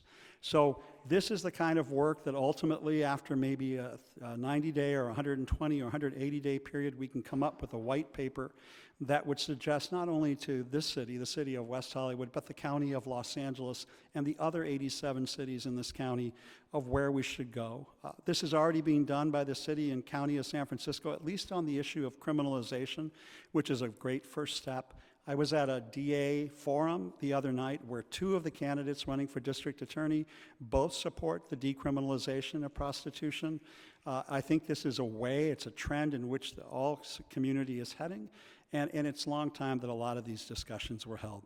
So based upon the work that I did with Bella and Ashley and West and others on dealing with this particular issue in 2019, I think it's timely and right that we move to the next step and start to flesh out some of this work and make, this could only happen initially and in a progressive way in the city of West Hollywood. This is the kind of work and the kind of task that we are called upon to do to set the tone and to set the example for other municipalities to follow. So with that, I would please ask for an aye vote this evening. Thank you. Thank you, Councilmember Duran. We are... Thank you, everyone. So we have several speakers, and we'll just work our way right through them. James Wen, to be followed by Ashley Madness.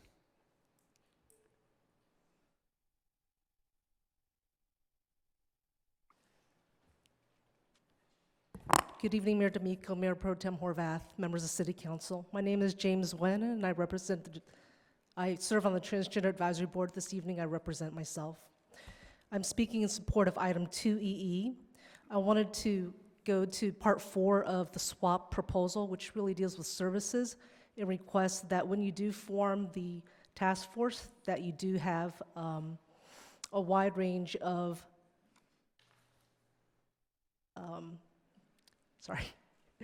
of people that are represented. These are the faces that I have specifically met and worked with on my tenure on the Transgender Advisory Board. A late 30s Asian transgender woman who then eventually, after several years, was in wraparound services, including mental health services, and ended up at LA Family Housing. She was brought to us by a West Hollywood resident to our attention at that Transgender Advisory Board meeting.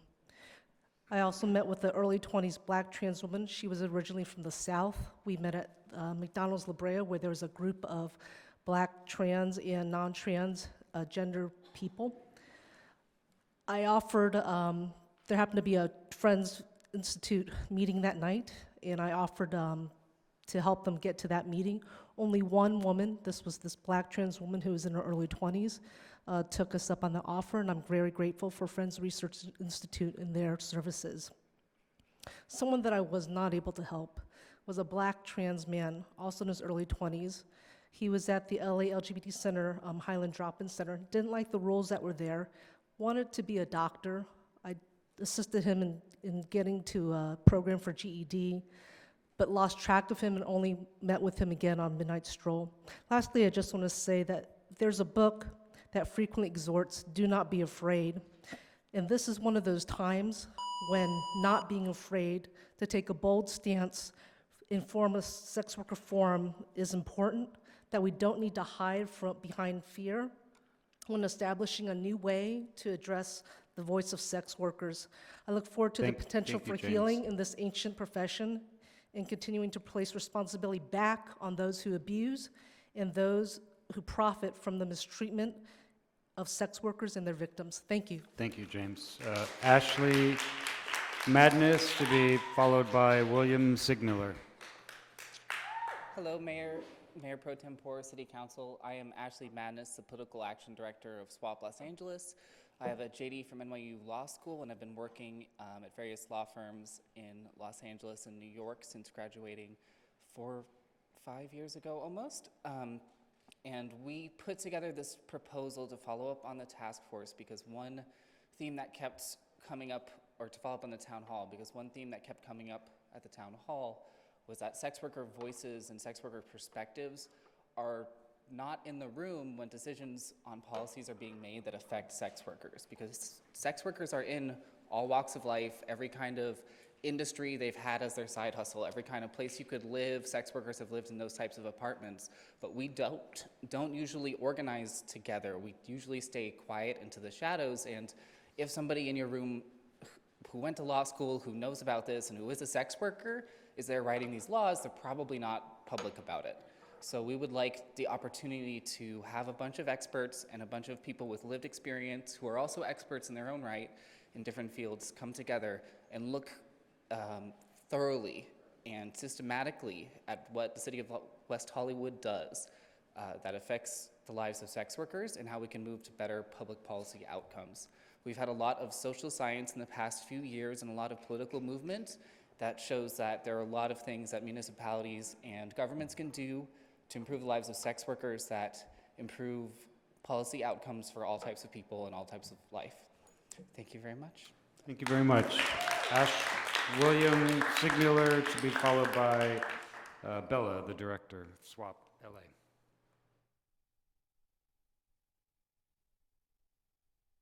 LA. Good evening, Council. My name is Wes Sigmuller. I'm co-director of SWAP LA. What this task force is really intended to be is a sex worker-led weighing in on, like Ashley just said, policies that impact us directly. I should know, I was a survival sex worker for 10 years. I personally know firsthand the difficulty to accessing services, the stigma that sex workers feel, and the consequences that can have on mental health. I've also been a leader in the anti-human trafficking movement here in LA County, spearheading the LGBT focus within CAST LA as their LGBT liaison for the last 5 years. And what I learned from that experience, and what's also affirmed by multiple international human rights organizations like Amnesty International, the Freedom Network, et cetera, is that when you uplift sex worker rights and include their voices in these types of policies, it is the most effective form of human trafficking prevention. As has also been mentioned, the alleged victimization by Ed Buck of incredibly vulnerable street-based sex workers in West Hollywood really puts the onus on West Hollywood to make amends for the indifference that they had to those victims. And this task force really is thoroughly and calculatedly designed. We really wanted this to be reproducible in other cities across the country because this movement is national. And just as a closing note, I'd like to share that because it is International Day to End Violence Against Sex Workers on Tuesday, I lost my little sister 5 years ago when she was 20 years old to an accidental overdose, and she was a sex worker. We often talked about the difficulties she faced. She was actually arrested at one time shortly before her death. That incident, as well as the stigma she felt, really precipitated the circumstances that led to her overdose. And I know my family has a really difficult time, acknowledging that difficult part of her history. And so I'm here standing for myself and for my colleagues and for her.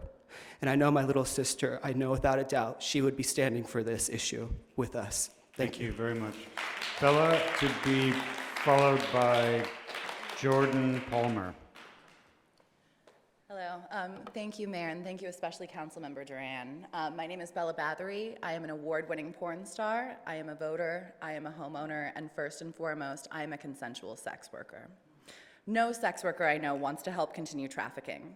In a post-FOSTA SESTA landscape, homelessness, violence, trafficking, and murder have gone up exponentially. If we are treating trafficking survivors as what they are, victims, why are we arresting them? If we are continuing the raids on massage parlors, such as the one in NYC that killed one of our comrades, Yang Song, by the police, why are we doing raids in the city of West Hollywood and the city of Los Angeles without translators? If we want to be anti-trafficking, why is my organization taking in more trafficking victims than the entire municipality of the city of Los Angeles?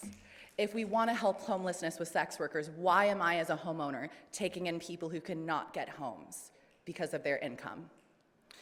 The arrest rate of traffickers in Los Angeles County is currently less than 2%. If we want to empower our LGBTQ communities who often turn to survival sex work, fuck me, I'm nervous. Goodness gracious, sorry for swearing. Whew. If we want to empower LGBTQ communities who are often turning to survival sex work because they are unable to be employed in traditional jobs due to things such as immigration status, HIV status, mental health issues, and the concept of passability, why are we arresting them? 98% of prostitution arrests in LA County are POC community. According to a Johns Hopkins study just released, 61% of sex workers experienced an STI post-arrest due to the rape of police officers. Most sex workers are unable to access housing, healthcare, and basic necessities due to the existing law structures. We need rights, not rescue. And for this council to understand that sex work is work. Please give us the chance to use our voices to make positive change alongside you.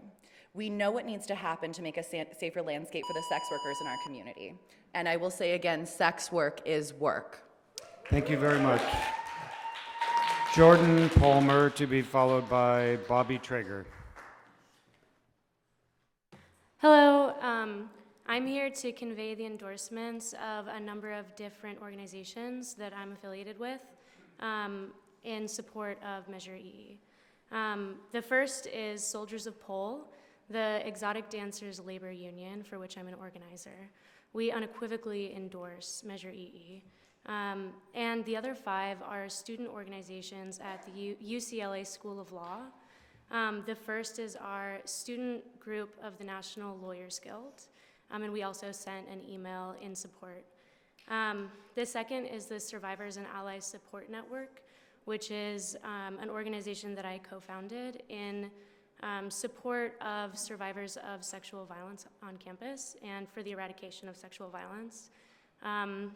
The third is Outlaw, which is the LGBTQ student identity organization at the school. And the fourth I've been asked to represent for their endorsement is Cutie POC, the Queer Trans People of Color Collective at the UCLA School of Law. And the final one is a student clinic that I run, which is the Labor and Economic Justice Clinic at the UCLA Law School. We support SWAP.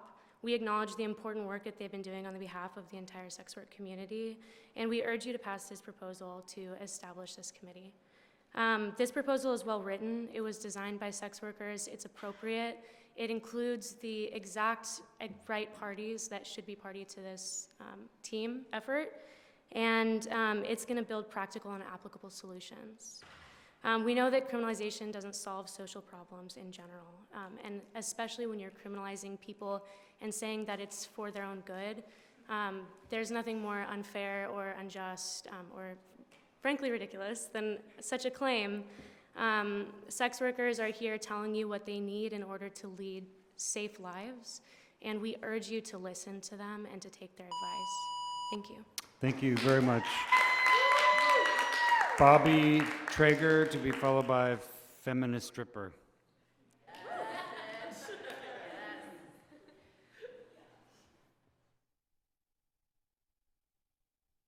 Good evening. It's Robbie Traeger. Bobby is my brother. So I worked for St. John's Well Child and Family Center in the Trans Health Program. I am the Rights to Health Trans Advocate. First of all, I want to thank you for supporting Senate Bill 233.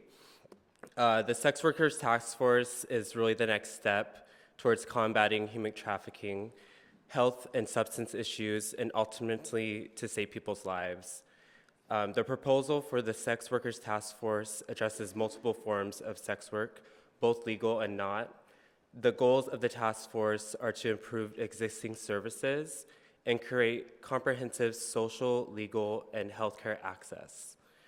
This will be made possible through the research and outreach that will be conducted by the Sex Workers Task Force. Supporting this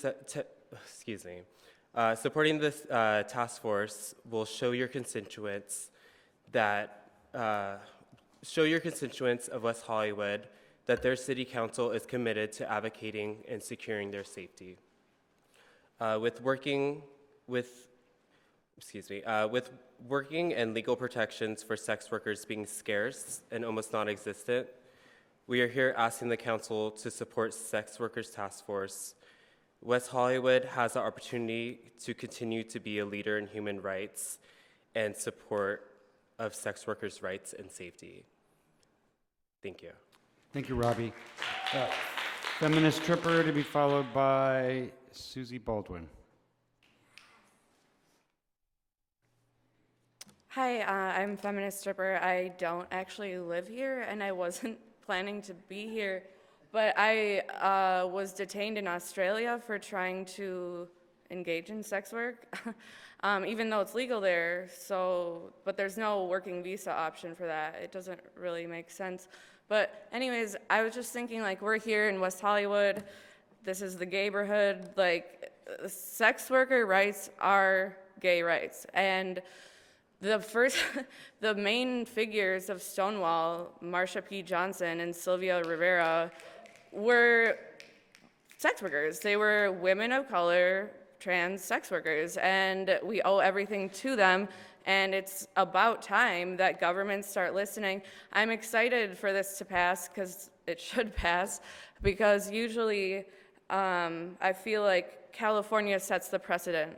I'm from Minnesota, and when I was detained in Australia for trying to work on a tourist visa, trying to do what I do, trying to feed myself, trying to live my life, they wouldn't send me all the way home. They just sent me to LAX. And thanks to Bella, thanks to our community, we have a tight-knit community that takes care of each other because no one else takes care of us. We're thought of as subhuman scum, and we are family regardless. I met Bella and Bella's wife for the first time ever by them rescuing me from LAX. Like, we are here for each other, and we need you to be here for us.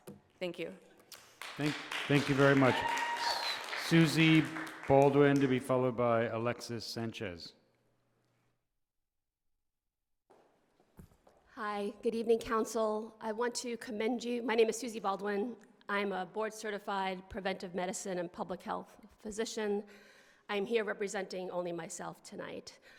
And I do want to commend you for putting this on the ballot, on your, I don't know what you call it, on your docket tonight, and bringing this to the fore. West Hollywood does have a long tradition of being progressive and setting the stage for other jurisdictions to follow. And I'm so happy that you've decided to do this tonight, and I urge you to pass this and create this sex worker task force. I've spent my life working in sexual and reproductive health and with vulnerable populations, including immigrants, victims of domestic violence, and 15 years as a leader in the anti-trafficking movement. And in order for LA to become a place where people truly can be healthy and happy and live free lives, acknowledging that sex workers have a place in our society is part of that, particularly when it comes to their health and safety and bringing them out of the shadows. And under the current immigration policies, we have created really awful situations. Are a very diverse population. They represent the best of LA and the best of West Hollywood. And I appreciate your understanding the diversity of this population and that people are trying to survive and live and are instead being punished. And I love that you see the ultimate goal of this as decriminalization. We know from the public health literature from around the world that criminalization does not decrease the selling of sex, it only makes it more dangerous for those involved and drives them underground. So with a march toward decriminalization and free sexuality, healthy sexuality, positive sexuality for all, I thank you for considering this, and please do pass it. Thank you very much.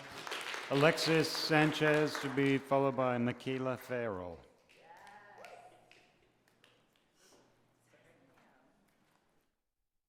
Good evening, Council. Thank you, Mayor, Mayor Pro Tem and City Council. My name is Alexis Sanchez. I'm here representing myself tonight.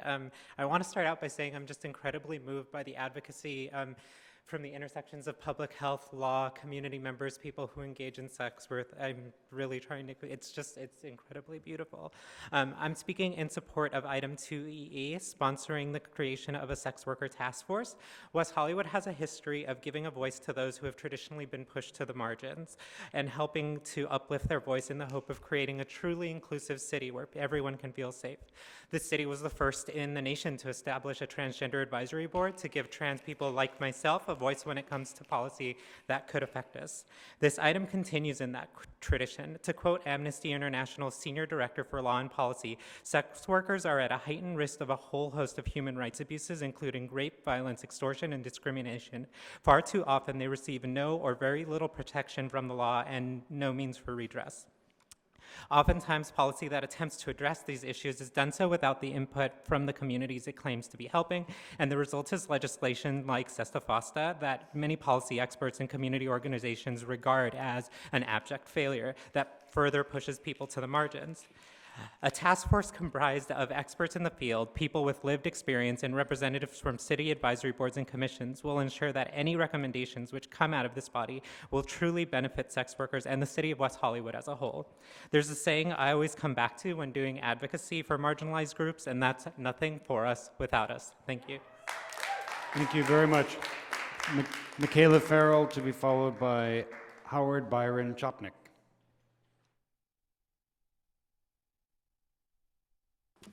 Good evening, my name is Michaela. I stand here before you all as a gesture of my gratitude to the sex worker community. While I myself am a civilian, meaning a non-sex worker, my life has changed for the better due to my involvement for fighting for the rights of their kin. This proposal to implement a sex worker task force will set the foundation for improving the lives of all people because at its core, sex worker rights are human rights. This task force highlights the importance of not only listening to the input given by marginalized identities, but maintaining the goal of utilizing said input. Additionally, when laws and legislation are conceived, it is essential for the consequences to benefit the most oppressed within our society. This especially applies to, but is not limited to, Black and Indigenous sex workers, trans sex workers, disabled sex workers, migrant sex workers, and further. Whether the general public is aware of such, sex workers are the backbone of society, contributing to our economy, our politics, our families, our communities, and so much more. But the reality is that you should care about sex worker rights even if you don't directly know a sex worker, because I don't think it's completely unreasonable to just practice basic human decency. So I really urge you guys to not just pass this because you think it's the right thing to do, but because you know it's the necessary step that needs to be taken. Thank you so much for your time. Thank you very much. Howard Chopnick, to be followed by Zoe Zara. Hello, City Council. My name is Howard Brian Chapnick. I'm an idiot savant, and I'm autistic, and I'm a resident of every city in this town. I've breached the laws of quantum physics. I've advised you on some other things here that have gone on to the cashless businesses that seem to have changed. It seems that Sweetgreens now takes cash. I'm impressed. The laws of the medical marijuana, or the marijuana laws, I'm asking you, I'm your friend, but I'm a first responder because I see things before you do, and it's my ability. And my ability is to ask you, when the taxes for the marijuana go away, the excise taxes, which they will go away, because prohibition will repeat itself, alcohol adopted tax, the same tax will be adopted again. How are you going to rebudget the city? And do you have a budget ready to go? I'm just saying, because it will happen quickly. There are many things on here, and again, I look to you to have communication, and rather than I'm learning this better and better all the time, and I've been some passive aggressive, and I'm just being here humble and looking to contribute, and I'm your friend. Thank you. Thank you very much, Howard Byron Chopnick. Zoe Zara is our final speaker. If anyone else wishes to speak on this item, 2EE, please see the city clerk. Zoe. Hello, everybody. My name is Zoe Zara. I am the director of SWAP Los Angeles and on the board of directors for SWAP USA. I am also a graduate from the USC Gould School of Law and a graduate from UC Berkeley. I am born and bred here in Los Angeles, and I am a third-generation sex worker. I have studied law because I've wanted to understand why my existence as a poor person is criminalized in the US. Sex workers, especially those who work in the survival sex realm, experience zero social services, compassion, understanding from our institutions. Just like John Duran said, our wonderful council member who is spearheading this, we need creative solutions.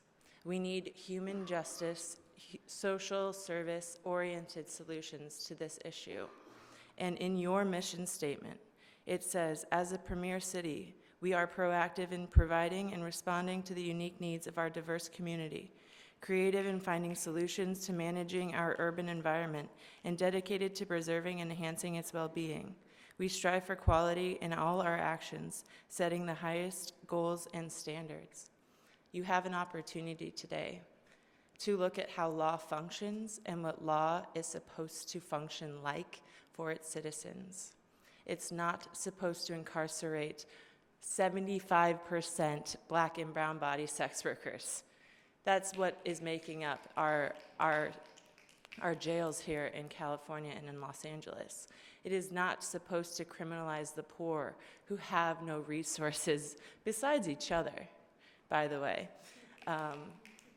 And this is a historic moment in which West Hollywood can really set the tone for a national movement of decriminalization that has always been uplifted by the world's human and, I don't know, human decency.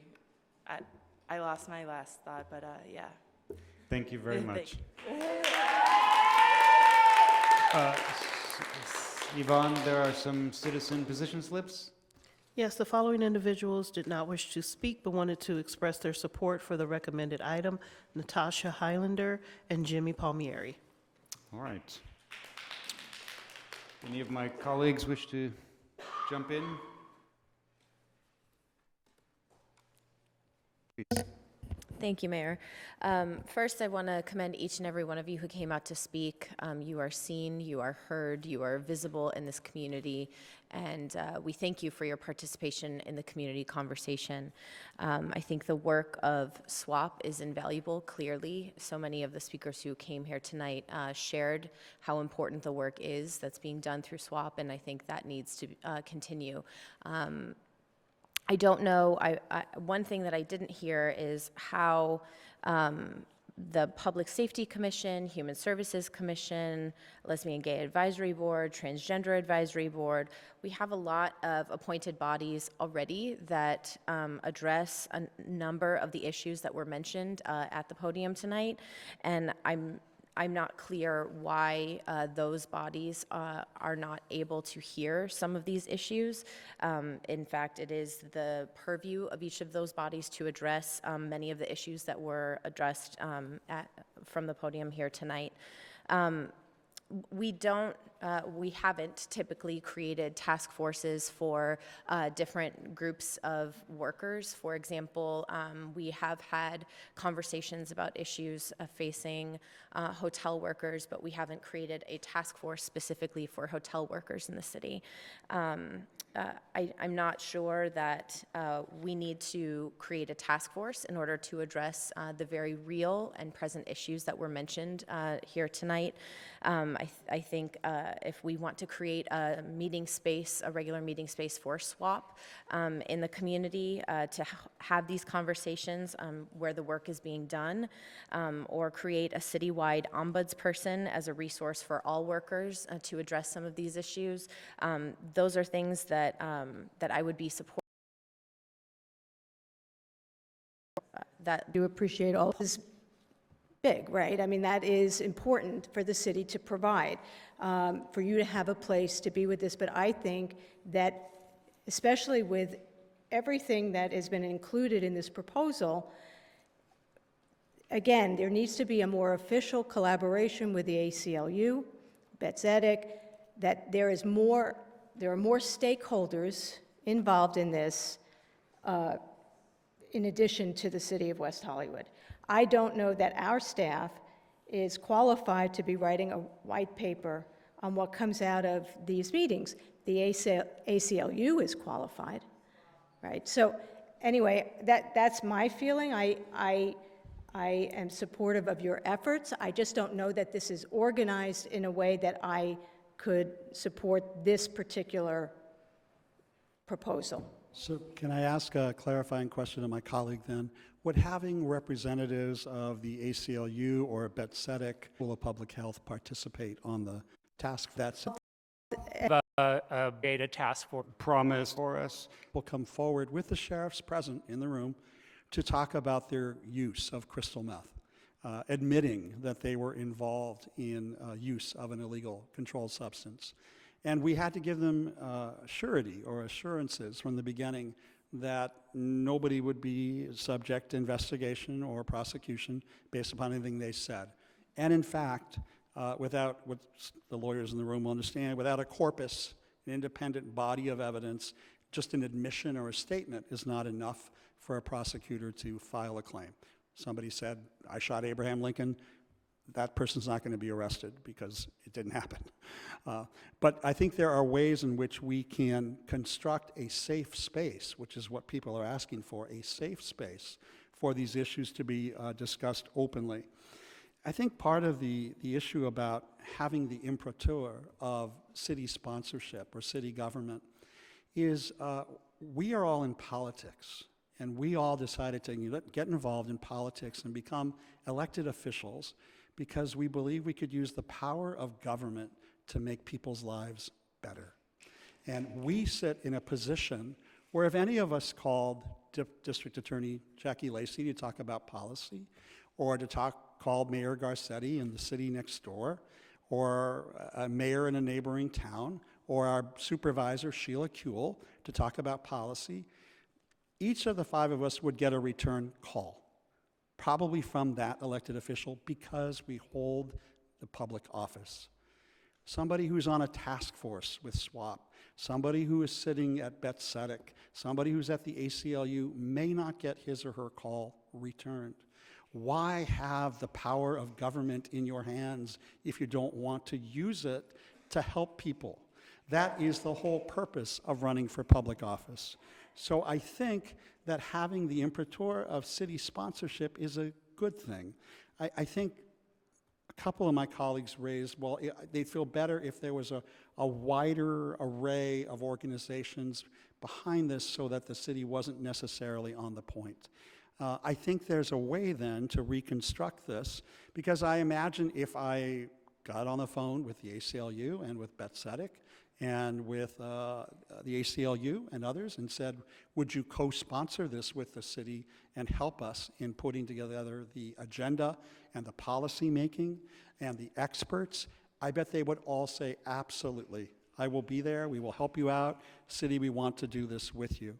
And so I think there's a way to get us there in terms of working in partnership with some of our community-based organizations and people who care deeply about the policy making.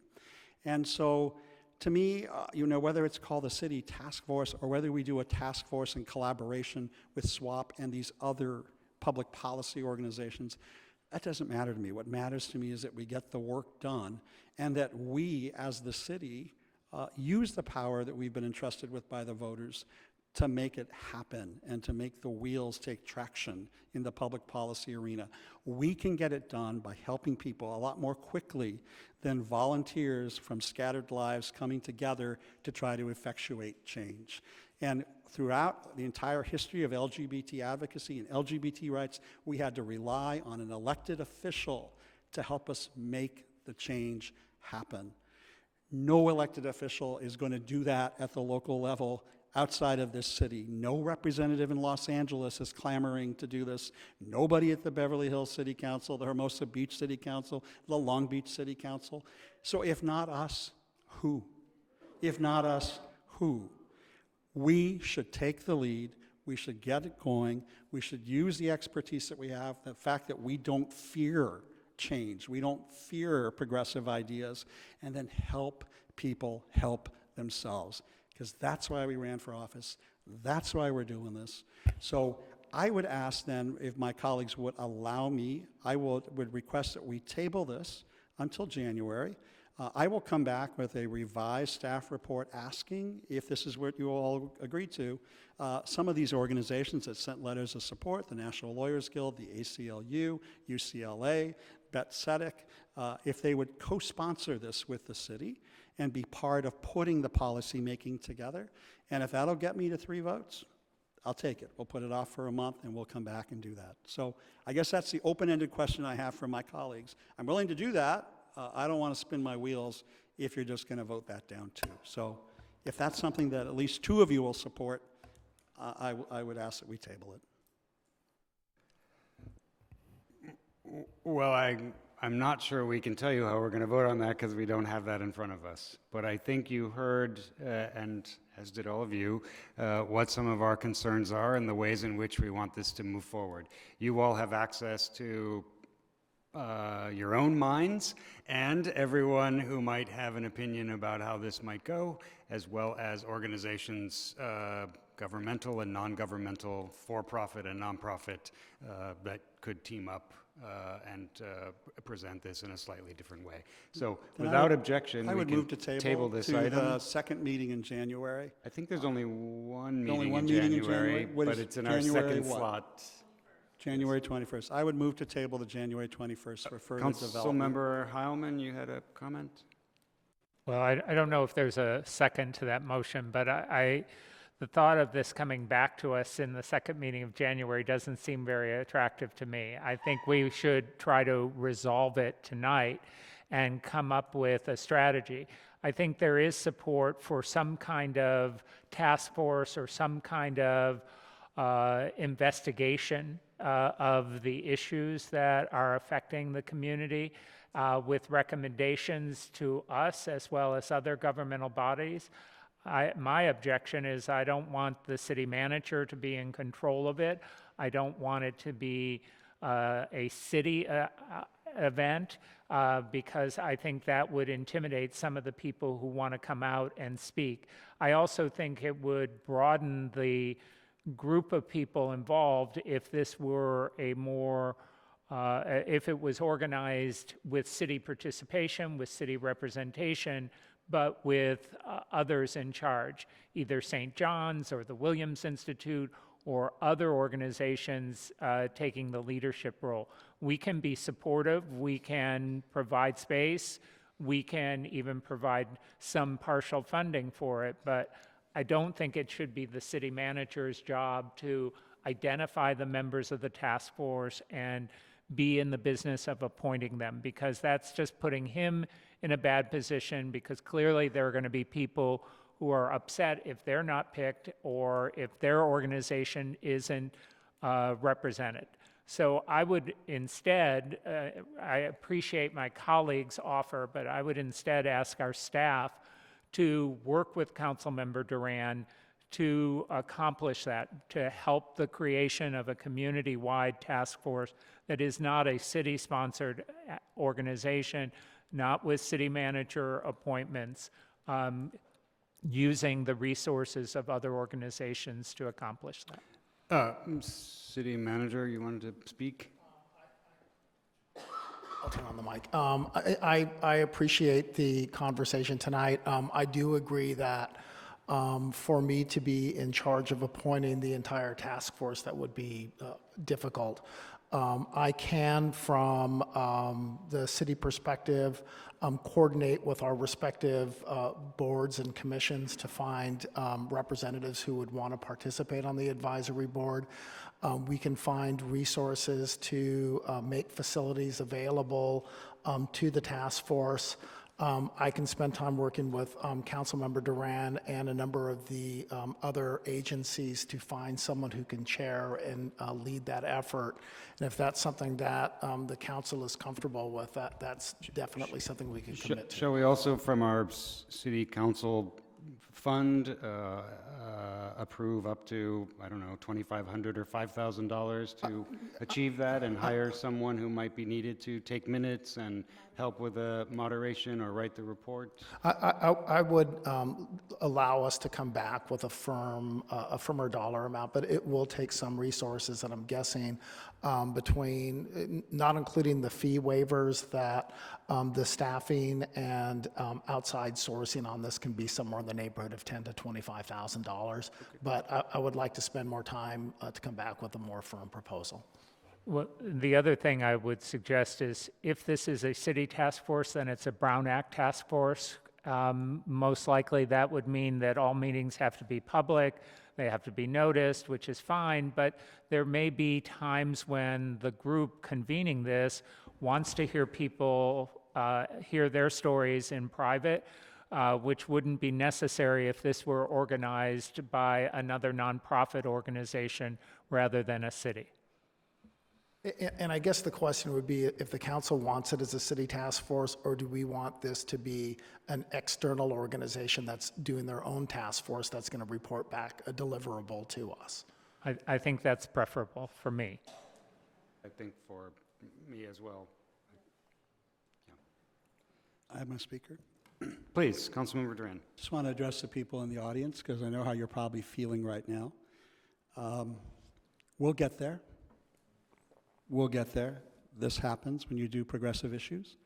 And we will find the right partners and the right people who have the courage to do what's right. And we'll still come up with a position paper. And at least you've got my voice to help make all those connections with the elected officials out there to make sure things happen. So don't be discouraged by what happened tonight. I'm going to withdraw my item, and we'll continue the discussion later. Thank you all for coming tonight. Thank you. And so I think to summarize, we have a commitment from our city manager and our city staff to develop a plan to identify community organizations and work with the city to prepare and work on this task force and prepare a white paper for distribution, not only to our own boards and commissions, but to other governmental bodies. So we know you're going to stay engaged. You need to stay engaged.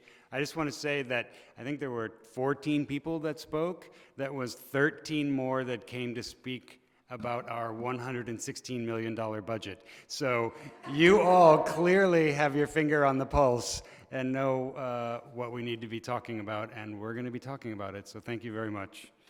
And now we will move to item.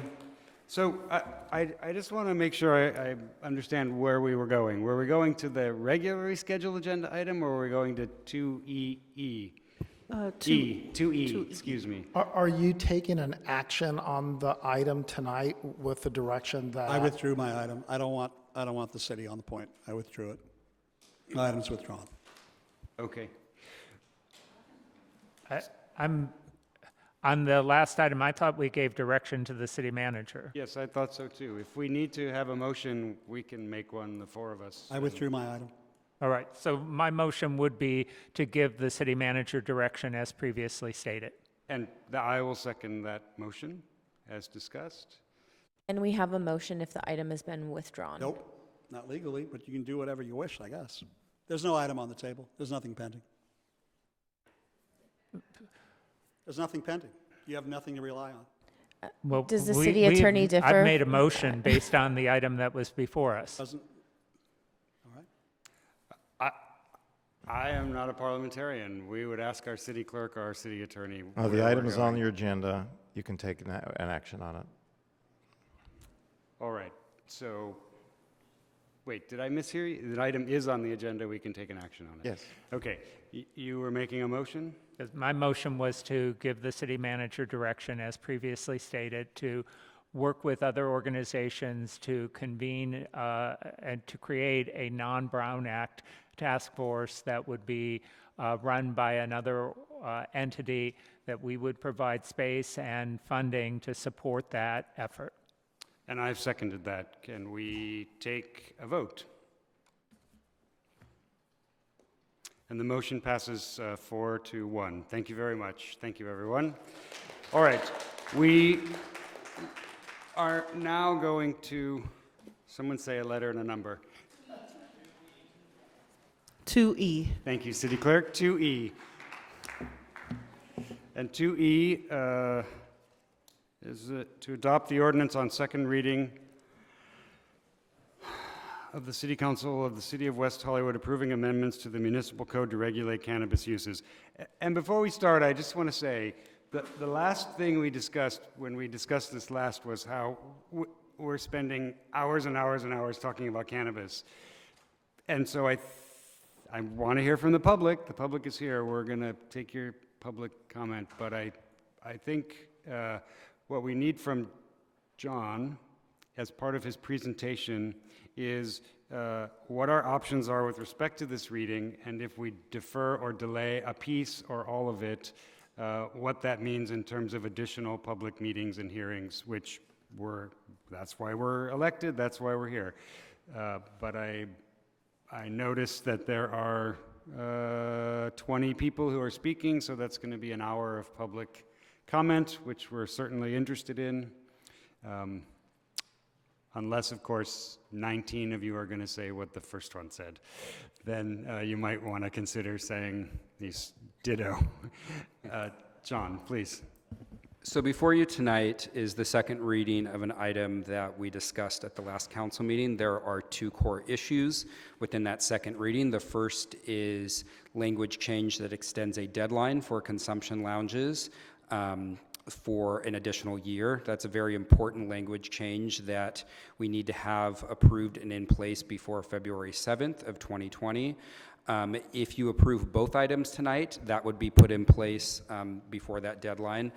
If the decision is made to bifurcate the two items and have further discussion about the second item, which I will talk about in a second, we would need to adopt the first item on first reading in this meeting, and then we will have it be an urgency item at the January 21st meeting. The second item is regarding leftover products or unfinished products that are partially consumed at consumption lounges, and to what extent those items can be taken from a consumption lounge by patrons. So while staff recommended different language at the last meeting, we are supportive of the language as is written in this item. There are many differing opinions regarding this topic, and we believe that this language represents a reasonable compromise, which is why staff is supportive of it. And can you further relay to the city council members and the public, if not the exact number of meetings you have had on these particular issues and this particular item over the months, possibly year or so, and whether or not there was any sense that there would be any difference given the numbers of meetings you've had about it? Over the last year, in pretty much all of the cannabis meetings that we have had with the applicants, the topic of leftovers, the amount that can be consumed within a consumption lounge, or the takeaway of unopened products from consumption lounges have been brought up and have been discussed by some, if not all, of the applicants in those meetings. I would say we've had at least a dozen meetings with the Chamber of Commerce, with here at City Hall, here at the council, to discuss this item. As I said, there are many differing opinions, and I do not believe that we can come to a full consensus at this point. So we do need to find some resolution and try to move forward so we can cover other topics as well. And I think that brings me to my final and third question, which is covering other topics. So we have a series of topics that this cannabis business community has asked us to address. Takeaways, after that events, after that ownership changes. And so I think we want to get to some of those topics as well as later next year having a follow-on discussion about the number of open new businesses from among the 8 retail licenses that have already been received. So there's a series of topics we're trying to get to. I'm just putting all this on the table because I think all of us up here, we don't want it to be Groundhog Day every other meeting in which we have another discussion about the same topics having to do with cannabis. With that said, Councilmember Meister, please. Thank you. Hi, John. You said you were comfortable with the language. When you wrote the staff report the last meeting, and the language was about the takeaways being in weight. Were you comfortable with that language? Yes. And that was agreed upon by, We met with the cannabis applicants, and there were a number of suggestions put forward. Staff listened to those suggestions and tried to come up with a compromise that was in the middle of a lot of different suggestions. At that same meeting, one of the suggestions staff had was to limit the number of takeaways on a per item basis, which is essentially the proposal that we have before us tonight and was voted on at the last meeting. Staff had suggested 1 to 2 items be the limit. Council decided on 3 items at the last meeting, but this concept of having a per item maximum was something that staff had suggested previously. So that's why I can say that we're comfortable with it. It may be more items than we had suggested originally, but the concept is something that we can be supportive of.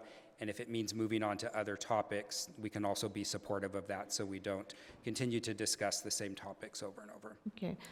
One of the reasons I pulled this item was because, first of all, at the last meeting, Councilmember Duran said that even though we're voting on it, if there are, if there's more information or opinions that you want to give, this would be the time to do it during this reading. So I felt that it was important that we did give people the chance to do that. I'm okay with Section 1, but on Section 2, I will say that my concern is the fact that we changed to SKU without a staff report on weight versus SKU, seeing that comparison and consideration of usage tolerance and public safety. And I just don't want to see us rush into something when actually it's not going to impact anyone this week or next week, because we don't have consumption lounges yet that are on board that would be impacted by this ordinance. Is that right? We have 1 consumption lounge that is open that would be impacted by this ordinance, but otherwise none of the other consumption lounges are open yet. A handful have come before Business License Commission and been approved, but those are attached to retail locations, so they don't have the same restrictions. Right, but that consumption lounge didn't even show up at this last meeting, so they obviously were not as concerned about that. They did about not the show issue. up. Okay, thank you. All right, let's hear from the public. Jake Stevens and Aaron Silverstein, followed by Jeff Danzer. Mr. Stevens. Thank you for having us again, Mr. Mayor. My name is Jake Stevens. I'm a resident of Los Angeles, and I'm chair of the board of ORA, your Adult Use Retailers Association, and representative of Calma, an adult use retail and delivery business here in the city. I'm here to ask you, as Councilmember Meister suggested, to table item 2E, that second half related to leftovers, due to those public safety and lack of information that's been brought to you here at Council. We need to give the city guidance on a key matter of public safety, which is what is the appropriate amount of cannabis products that are reasonable for on-site consumption. On April 2nd of 2018, before any of us applied for cannabis business licenses, let alone knew the results of that scoring process, the council limited sales at time of consumption to an amount reasonable for on-site, and they prohibited those takeovers from those consumption lounges. Nobody here tonight or otherwise opposed your action at that time. In fact, some of the winners of the edible-only lounges strongly supported your actions that night in 2018. ORA strongly believes that further study is necessary for a couple key reasons. So allowing leftovers from these consumption lounges for up to 3 cannabis products creates a conflict with the existing municipal code's restriction on sales in an amount reasonable for on-site. Allowing leftovers of 3 cannabis products undermines the public safety and greatly exceeds limits set by the industry and other government agencies to prevent accidental overdoses. Allowing leftovers from up to 3 cannabis products without a clear definition of an amount reasonable for on-site consumption effectively turns those consumption lounges into de facto retailers. Profitability cannot and should not come before public safety in the city of West Hollywood. Based on your council discussion of December 2nd of this year, the council received false and misleading testimony about product availability and suggested measurements in pricing consumption lounges and retailers. You'll hear more about each of these items tonight, but we do request that you table the second half of item 2E related to leftovers and engage public health experts with real credentials. Thank you, Mr. Stevens. Aaron Silverstein, to be followed by Jeff Danzer. Good evening, Mayor, City Council, and staff. I'm Aaron Silverstein, 28-year resident of the City of West Hollywood. I'm also the Chief Financial Officer of the Adult Use Retailers Association and Aeon Botanica, an applicant and winner of both a full adult consumption lounge and a retailer. Tonight I'm recommending that you table item 2E, section 2 for the takeaway of leftovers. In order to maintain the integrity of West Hollywood's cannabis licensing process and to avoid future litigation from unsuccessful applicants, it's important the city maintain a clear line of distinction between the license types of consumption and adult retail dispensaries. Both City Council and staff have frequently commented there was a clear intent not to permit consumption lounges to become quasi-retailers.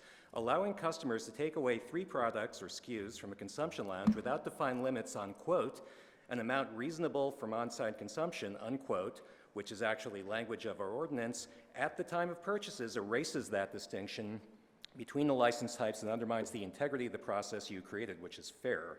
BDS Analytics and ArcView, 2 leading cannabis research firms who aggregate millions and millions of retail transactions in California, show the average adult consumer purchases an $85 basket of 2 or 3 SKUs with about 100 to 200 milligrams of THC on average, approximately 2.25 to 2.5 times per month.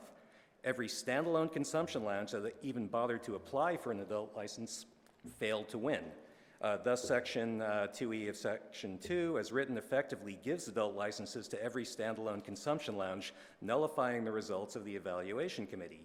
2E is also unfair to the 30 applicants who applied for and failed to win an adult license, yet scored significantly higher than any number of the standalone consumption lounges. If you don't believe the motivation for supporters of these amendments is profitability over public safety, I would recommend you look at the prior meetings and see their prior statements. By accusing retailers like myself of meddling in their business or affecting their livelihood, they're basically passing on public safety in favor of profits. Thank you, Mr. Silverstein. Jeff Danzer to be followed by Nazanin Lahijani. Good evening. My name is Jeff Danzer, and I am an owner and the executive chef of Budberry.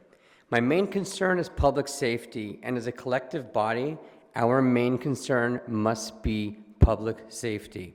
West Hollywood is doing pioneering work. I get that. It requires flexibility. But pioneering also requires our city to take reasonable and responsible precautions to protect the health and safety of all consumption lounge patrons, especially those who are inexperienced in the use of cannabis.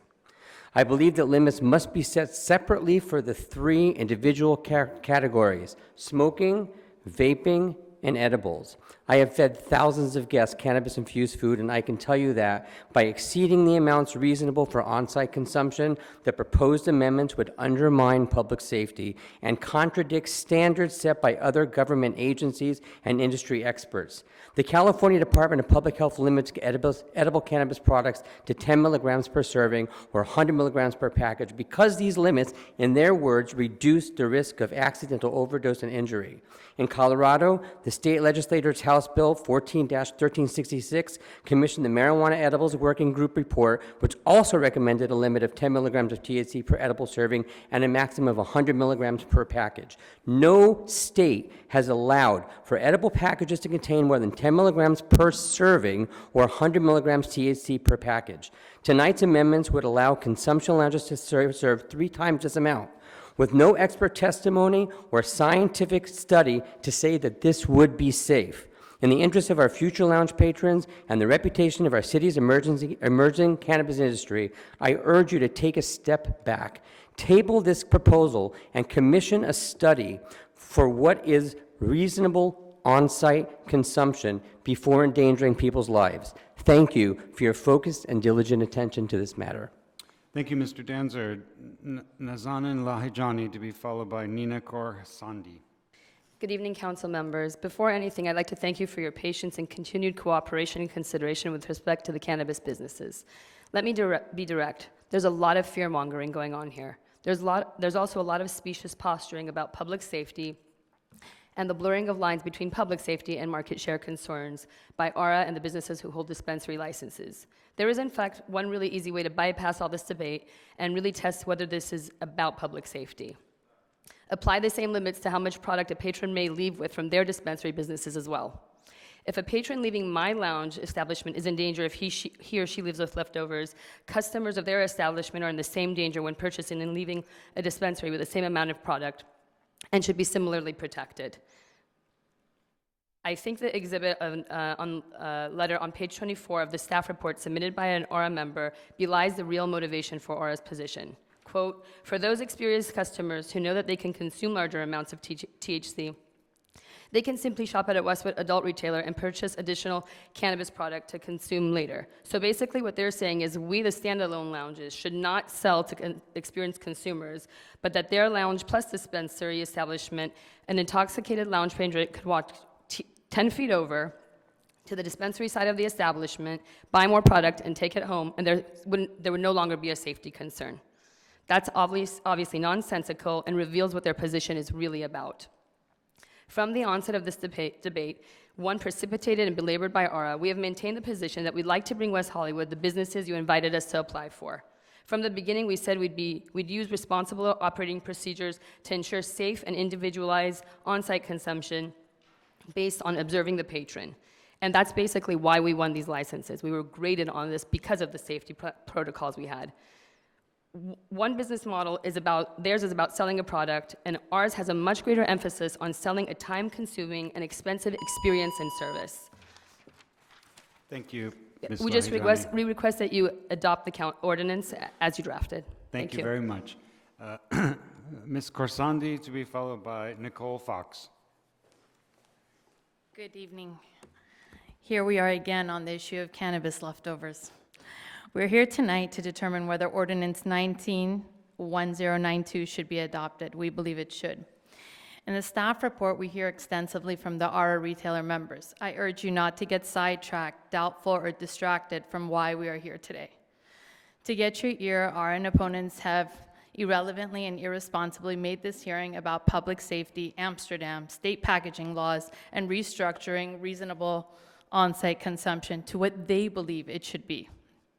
What they won't tell you is that this has been and continues to be about market share, not safety. There are so many holes in the content they submitted, which I can go through, but would take longer than 2 minutes. And again, eat at your time here. Under the Aura and other opponents, if a lounge has a dispensary, public safety is not an issue. It's only an issue if you're a standalone consumption lounge. How does this make any public safety sense? Essentially, they're saying it's okay to consume and then go to their dispensary counter and take as much product as you want off-site. State packaging in 100 milligrams for edibles, does that mean that a person can only buy one chocolate bar? No, they were there primarily for child safety.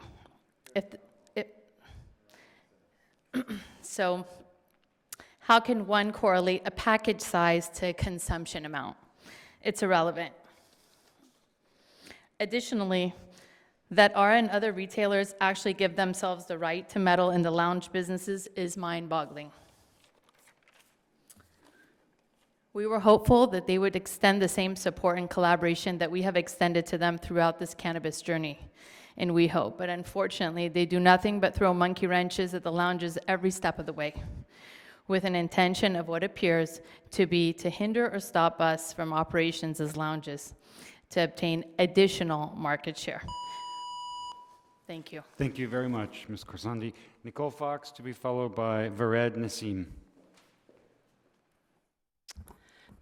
Hi guys, I'm Nicole Fox. I'm the founder and CEO of Aeon Botanica. We have a lounge and retail store opening in West Hollywood, and I would like to state that we are willing to follow any and all lounge recommendations that we are giving, and we won't be upselling or anything from our retail. People can visit our retail as a separate sale from our dispensary. And I'm speaking tonight to encourage you guys to just table 2E. We could pass it, but I just think more study needs to be done. I am a public health professional. Obviously I have a bias here, so I can't help with this, but I have been speaking to colleagues of mine at the UCLA School of Public Health and the Endocannabinoid Research Institute at my alma mater, UCLA.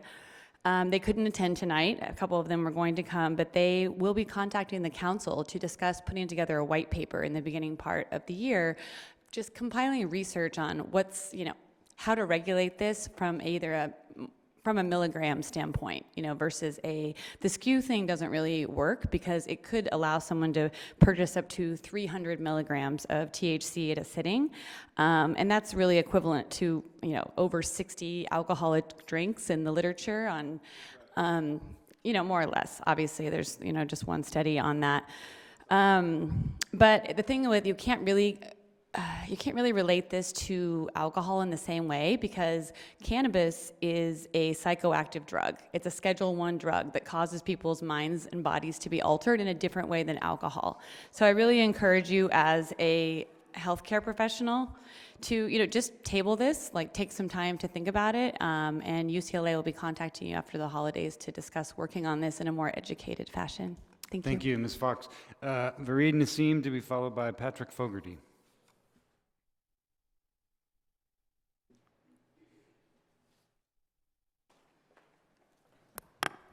Hi, good evening. My name is Vareed Nissim. I am a cannabis consumption lounge license holder called Fire Lounge.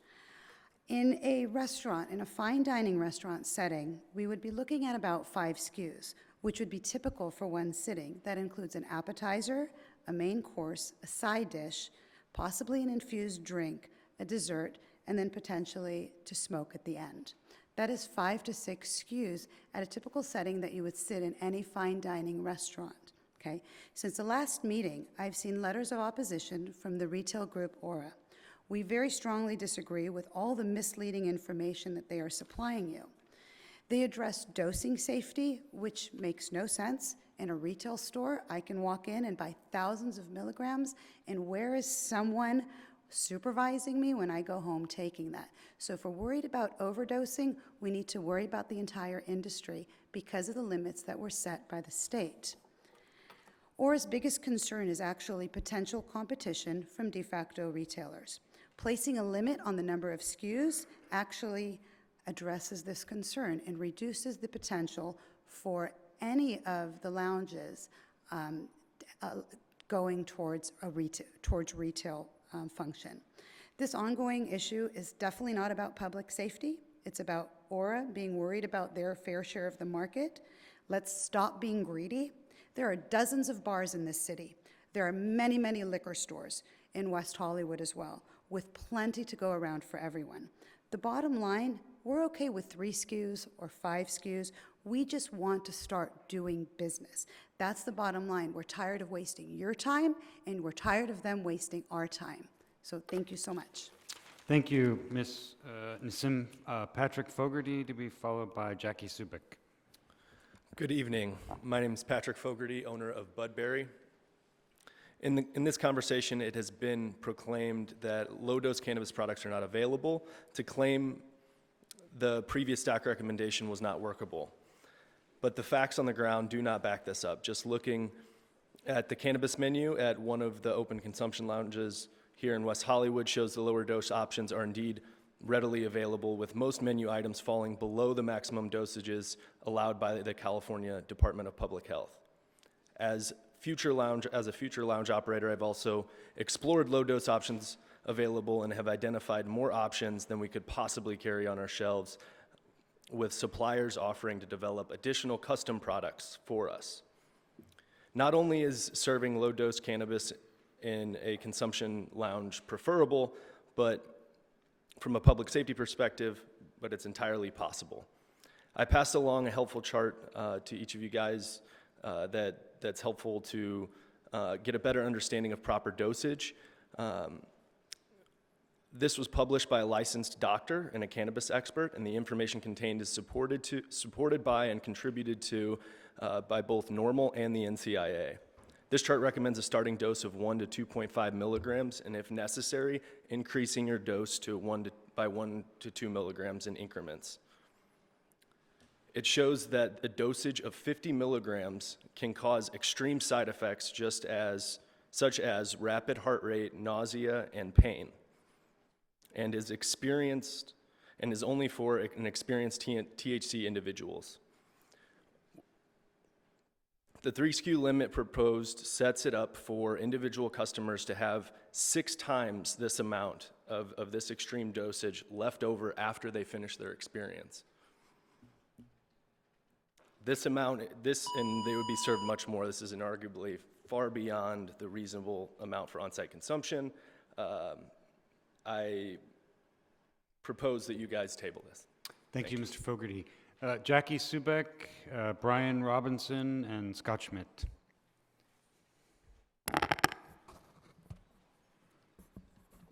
Hi, good evening. This Wednesday marks the one-year anniversary of the announcement of the cannabis license winners, and yet only one lounge and one retailer are open. And to date, all 8 standalone lounges have not yet been able to get anywhere close to the Business License Commission. Despite whether or not I believe that 3 SKUs of leftovers is the right number, in the interest of progress, I support this change to the ordinance and encourage you to vote yes on 2E tonight. While I am in support, I find it interesting reading, though, through some of Aura's comments and their so-called evidence that they've submitted for public comment, and I've just got to make a few clarifications. An email submitted by Mr. Sunil Fox, who happens to be the husband of Aura member Nicole Fox of Aeon Botanica, presents his claim that he can, quote, definitively say that no person needs any more than 10 milligrams of THC in one sitting, unquote. Well, about 3 hours ago, I had 50 milligrams of cannabis. And as sure as I'm standing here in front of you right now, I'm fine. I'm not on the ground in the emergency room. I do not have a rapid heart rate. I am not nauseous, and I am not in any pain. The reason is tolerance. Anyone who understands this plant knows that what's good for one person is not always good for another. So to hear Mr. Fox, along with Aura and Scott Schmidt, a paid consultant, and now Steve Martin with his undereducated op-ed in WehoVille, none of which are cannabis licensees, pretend to be experts in a field they know very little about is a waste of all of our time. The California Health and Safety Code section 11326.1 clearly states that any adult can possess, process, transport, purchase, obtain, smoke, and ingest up to 28.5 grams of cannabis and up to 8 grams of concentrates, as long as it's not for sale. For the record, I'd like to say that the ability to take home leftovers is in accordance with state law by allowing an adult to transport that cannabis that they purchased and now possess. The city does not need to define a reasonable amount. It's right there in statute in black and white. If you continue to only listen to Aura and the retailers, if this experiment fails, you will only have yourselves to blame. However, if you rule correctly today, it will help us get a tiny bit closer to that reality. Thank you. Thank you very much, Ms. Subek. Brian Robinson, and then Scott Schmidt and Sol Yamini. Good evening. My name is Brian Robinson. I own the Pleasure Chest stores in the adjacent business Pleasure Med, a cannabis licensee that is under construction. My concern as an operator is there's 2 parts of this. The edibles, which you allow 100 milligrams of THC to go home. And then there's the flower that's 1,000 milligrams of THC. So essentially, operator with a lounge that's smoking could have 3 items that are 1,000 milligrams of THC of flower. So 3,000 milligrams is considered to be about 300 doses when the state considers 10 milligrams per serving. As an operator, where do we intervene when a customer has ordered so much product but now are showing signs of overdosing? Bartenders can cut a customer off when they see a potential threat to public safety or liability because they have only served them 1 drink at a time. With so much product in the customer's hands, it becomes very difficult interaction with them to ensure a paying customer does not harm themselves or others. There's a reason why this is a controlled product and not just open market. People who overconsume become a risk to themselves, with the public, and with the business itself. Additionally, pricing's, last meeting we were talking about pricing and how much it would be different between a lounge and a retail spot, but the only lounge that's open right now in the city as compared to the largest retailer are turning out to me not that different in pricing. In some cases, items at the lounge were lower in cost than the retail. While the council, I encourage you to table this part of the item 2E and ask staff to consult with public health experts to establish limits of an amount reasonable for on-site consumption and leftovers. Thank you, Mr. Robinson. Scott Schmidt, to be followed by Sol Yamini. Hi, good evening. Scott Schmidt, a resident of West Hollywood. Here is the executive director of the Adult Use Retailers Association of West Hollywood. You actually have already decided this issue before on April 2nd, 2018, before you accepted applications. And the council voted 4-1 to prohibit the takeout of leftovers and to limit lounges to serving an amount reasonable for on-site consumption. That amount's not defined. We're asking you tonight to table the item and define that amount at a later date. That night, no one spoke out opposing leftovers. No one spoke out against those limits. In fact, someone who spoke here tonight said this: I support basically all the changes to the ordinance. I think they've been very well thought through. They've talked to the community, staff has done their research, and I just wanted to say that I'm fully in support of everything. I agree with what Jackie Subek said on April 2nd, 2018. I also want to do a show and tell.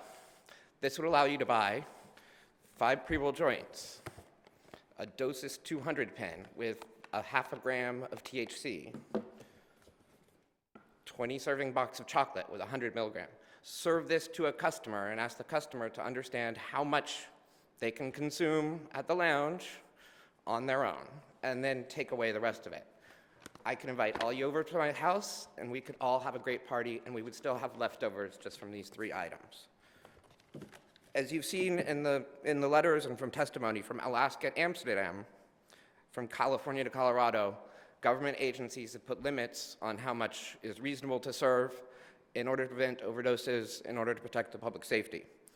As these guys have admitted tonight, to them, it's about profits against public safety. Please table the item, take some time to study and define what is an amount reasonable for on-site consumption, and then we would support any amount of leftovers. Thank you.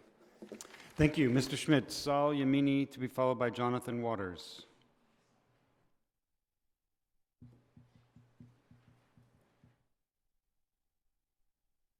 Good evening, council members. Saul Yamini, owner of Green Wolf. We were awarded 4 licenses as well. I'm not going to read this. I don't want to waste your time. You've heard it all. I just think the best suggestion is just to table this, bring in a professional that knows what he's talking about instead of he said, she said. Let's bring in doctors, real professionals that understand what amount should be served.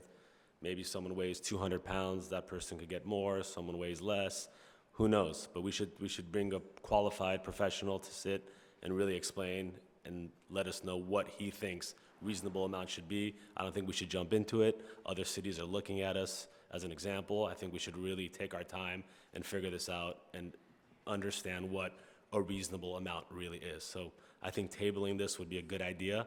And for Section 2 for leftovers, I'm in support for Section 1. And that's it. Thank you. Thank you, Mr. Yamini. Jonathan Waters to be followed by Sherry Franklin and Tess Page. Just one moment, Jonathan. If there's anyone else who wishes to speak, please put in a slip with our city clerk. Thank you, Jonathan Waters. Thank you, Mayor. Fire Lounge. I'm going to step outside of a lot of the things that you've heard already. And one of the reasons we're in this position is when we originally started this process, we were planning to be able to infuse on site, which means we could control. You could put 1 milligram or 2 milligrams in a dessert or an entree or a salad or a drink and have cooking classes and multi-course meals and experiences that we all were scored upon and won to be able to do. Additionally, we were scored upon our commitment to public safety, to be able to monitor the customer's inebriation, to provide lifts, shuttle, Uber, rideshare services for people who, or cut off people who have overindulged. Unfortunately, we can't infuse on site, and we're left with the position where we have to sell prepackaged goods to the consumer, and then through the consumer's personal use, apply those ingredients to create salads or desserts or infused foods. So what we're talking about here is not becoming de facto retail. We're talking about taking this entire experience, what they spent hours doing, and taking home their unfinished products. That's it. And furthermore, it's not in the city of West Hollywood's consumption lounge code that it's prohibited. We're simply asking for something that's logical to be done so they can take it home like you would any restaurant. In the case of desserts, which people keep bringing up, all this data, John Leonard has done his research. He's seen that the average dessert is 100 milligrams. We don't expect the person to finish a 100 milligram chocolate bar on the spot. We want them to taste it, have a little bit, take it home. A brownie's the same, a cookie's the same.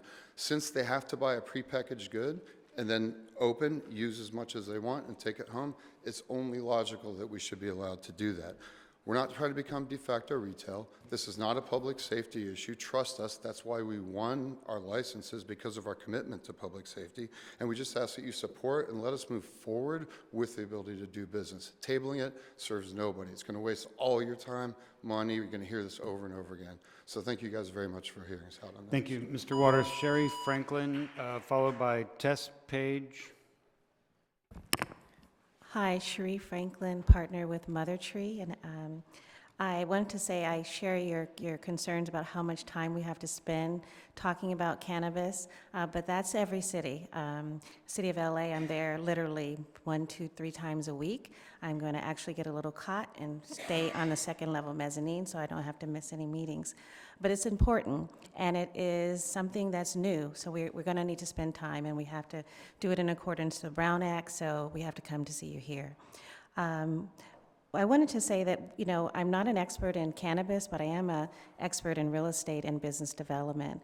And that's the main issue that is being a problem for the consumption lounge licensees. We don't have a clear pathway to make a great business function and to be able to pay for the cost of real estate and to pay for the cost of being able to sell product and make money. That's the issue. And I think I'm not going to comment on dosage because I'm not capable of doing that, but I do think we do need to study it. Whether you approve it today or delay it, we need to study it. We need to bring in the experts. I agree the UCLA Institute for Cannabinoid Research would be excellent because we want to have good consumer feedback, and we want to have a great opportunity to show that we are responsible here in the city of West Hollywood. But we have to find a pathway forward, and we're in a conundrum here, and it's very difficult. But I think a task force like you're agreeing to work with, to pull together experts for sex workers, we need to pull together the experts for cannabis and look at this and study the dosage that people have, and whether it's what you approve today or whether it's something you decide later. We do need to have that study to make everybody feel more comfortable. That's going to be very, very important. Sherry, just a quick question. Which licenses do you have? Mother Tree, it's for consumptions, edibles only. Okay, thank you. Yes, Thank you, Ms. Franklin. Tess Page, and our final speaker is Howard Byron Chopnick. Hi, my name is Tess Page. I'm formerly with the first consumption lounge that was opened here in West Hollywood, no longer with them. Now I'm with Mother Tree. I'm here to put things in layman's terms. When you send people home with those big bars, it's like sending people home with fifths of liquor. Don't do it. I believe that what should be transferred to the restaurant should be something like back bar size, like a size that can be broken down into micro dose. So to have everyone at a table buy like a full size of vodka and then say only have a shot, but you can't take the rest of the bottle home, it just doesn't make any sense, because that's how strong the doses are in those boxes. So if I can leave it simple like that. The next thing is, yes, we need experts, because the coolest thing about marijuana is that if they are allowed some time just to cool off, drink some water, have a little food, and the most important thing, if this city really wants to be progressive, is to allow people to consume CBD alongside the THC, because the NIH will tell you it's counteractive. So if someone's having a paranoid moment or something, we all know that there is an antidote to it, except legalities make you buy CBD across the street from THC. So those are my words. I'll be back to talk to you guys later. Thank you very much, Ms. Page. Howard Byron Chopnick is our final speaker. Mr. Chopnick. Thank you. It's Howard Bryan Chapnick. And again, I'm an idiot savant, I'm autistic, I'm a drug scientist. I've got a federal research number upon request. I'm a drug scientist too, and I can tell you a lot about marijuana. And I can tell you that the enforcement of it is getting a little too much, and by so much, it's making these decisions that should be equated to how alcohol is distributed. And we're not responsible with a freedom of choice, and to try to put that responsibility and coverage of enforcement in an environment that you don't understand is ridiculous. It's freedom of choice. You have to let these individuals figure it out. And ODing, there's no such thing as ODing. No one dies from marijuana. People go to sleep from marijuana. And if they're dying, they're having a unique reaction that is not of the average. And so the enforcement of it, you should be more concerned about alcohol, but the opening of these businesses will decrease the valuation of DUIs on the road. And to try to balance the two of a DUI and marijuana, I can walk in front of you on a couple ounces of marijuana at one ingestation and be just fine and speak to you clearly, maybe a little slurry, but everything I say will have competent sense. There's a lot you need to go in. I'm an expert, and I'll give you my services for free, but I'm competent, and I've breached the laws of physics by the ingestion of marijuana. Do you know what that means? That means I can augment an environment without physically being in it. Bless you guys. Thank you, Mr. Chopnik. That's our final speaker. Who would like to begin? Any questions for staff? John? City Attorney? No? I'm happy to make a motion to move the staff report. Second. It's been moved. Actually, Mayor Pro Tem seconded it. Any additional comments? I'm just going to say that I support Section 1 and do not support Section 2. Thank you. Okay. Item 2E, it's been moved and seconded and voted on 4-1. Thank you all for your time and efforts, and thank you, John Leonard, for yours as well. If it's all right, and I apologize to those who are here for the next items, I think we just need to take a 3-minute break to stretch our legs and walk around a little bit. Thank you all.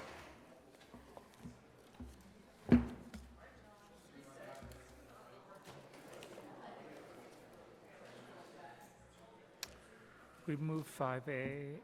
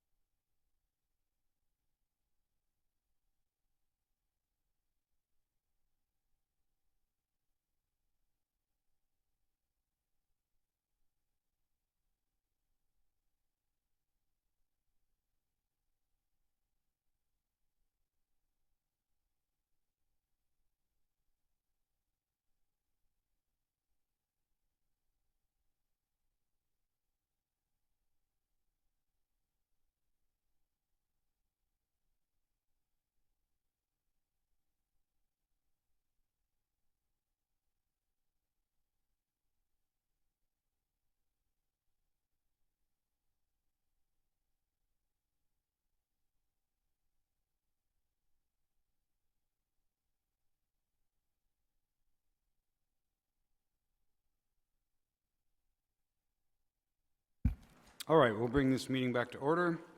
We'll now hear item 4A, LA Pride 2019 debrief and 2020 footprint and programming proposal. Thank you. Good evening. We have no speakers on tonight's. Good evening, Mayor. Oh, excuse me, sorry. Well, I was just going to say they are present, so you may make as short a presentation as you wish, and if they think we've missed something or we have questions, we can certainly address them. Thank you. Great, thank you.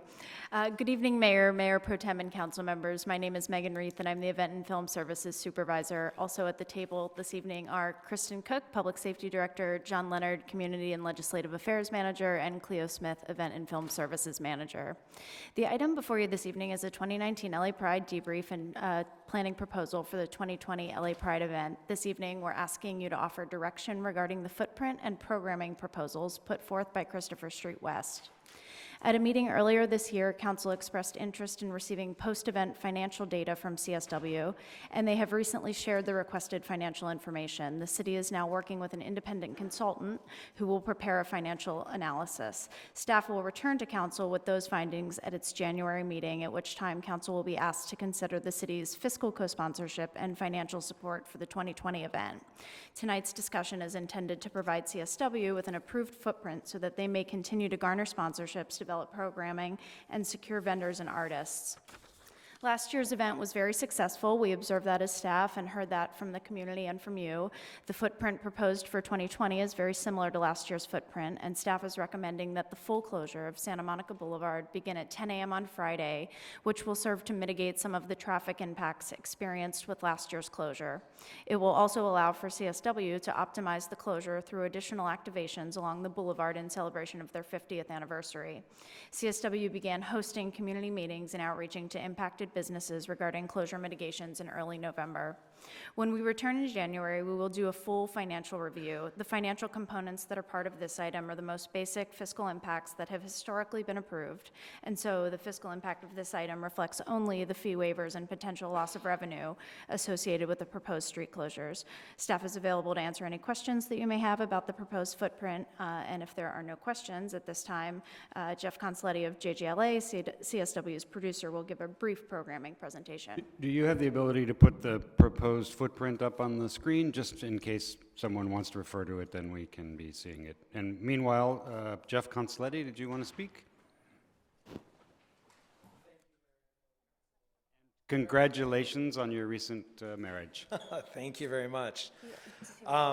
Firstly, just to echo Meg's comments, we want to, and on behalf of Christopher Street West, we want to extend our thanks to city staff and the subcommittee that's been very accessible and very available these past 6 months since closing out LA Pride 2019. We were very pleased with the program we were able to put together on Santa Monica Boulevard, and seeing that success, especially as we approach our 50th anniversary, has really got us brainstorming about new and expanded ways that we can continue to impact the community in the many positive ways that we've discussed.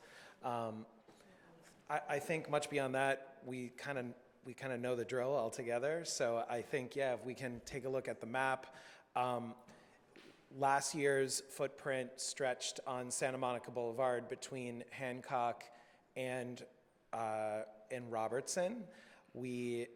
Of course, the street did close for longer than that. However, we kept programming only within those confinements, mostly because of Friday traffic impacts. And in working with public safety, that traffic continued to back up rather significantly throughout the day, which on Friday night really led to pretty serious safety concerns with just event goers that were coming to our free event in West Hollywood Park, or might just be coming to celebrate in West Hollywood.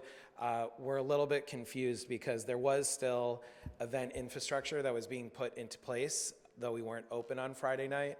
And it just seemed to be a little bit confusing and not the most safe way to offer programming.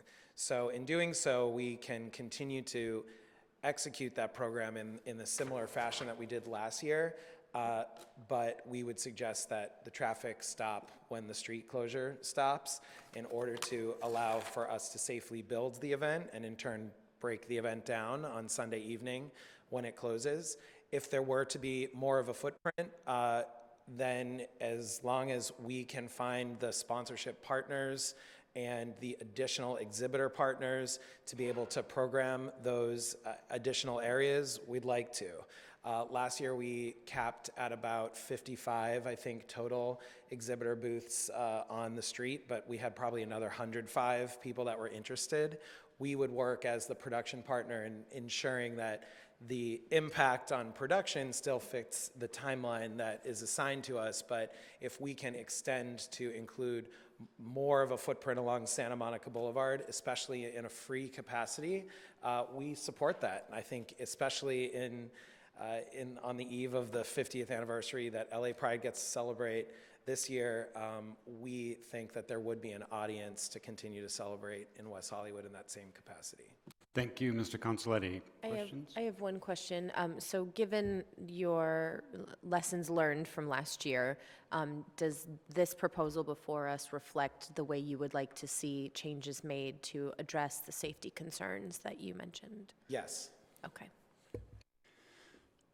Anyone else have questions? Councilmember Heilman.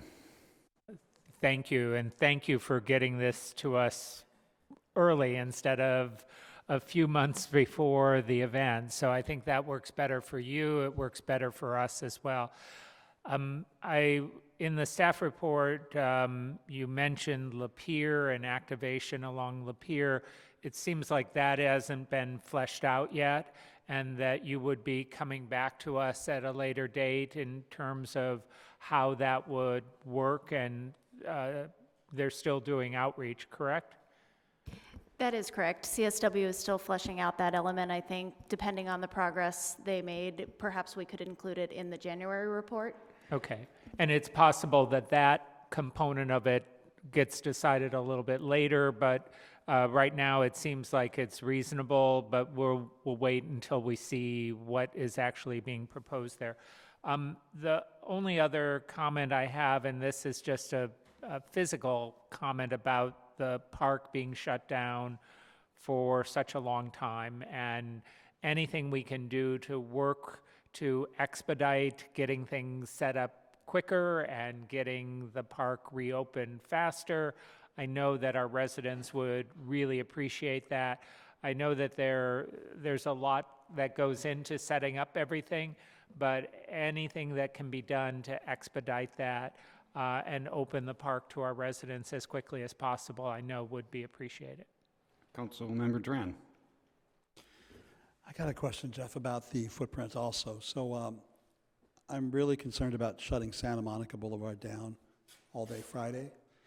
For those of us that live in the Boys Town district, between Santa Monica and Holloway, that's our only way primarily to get home.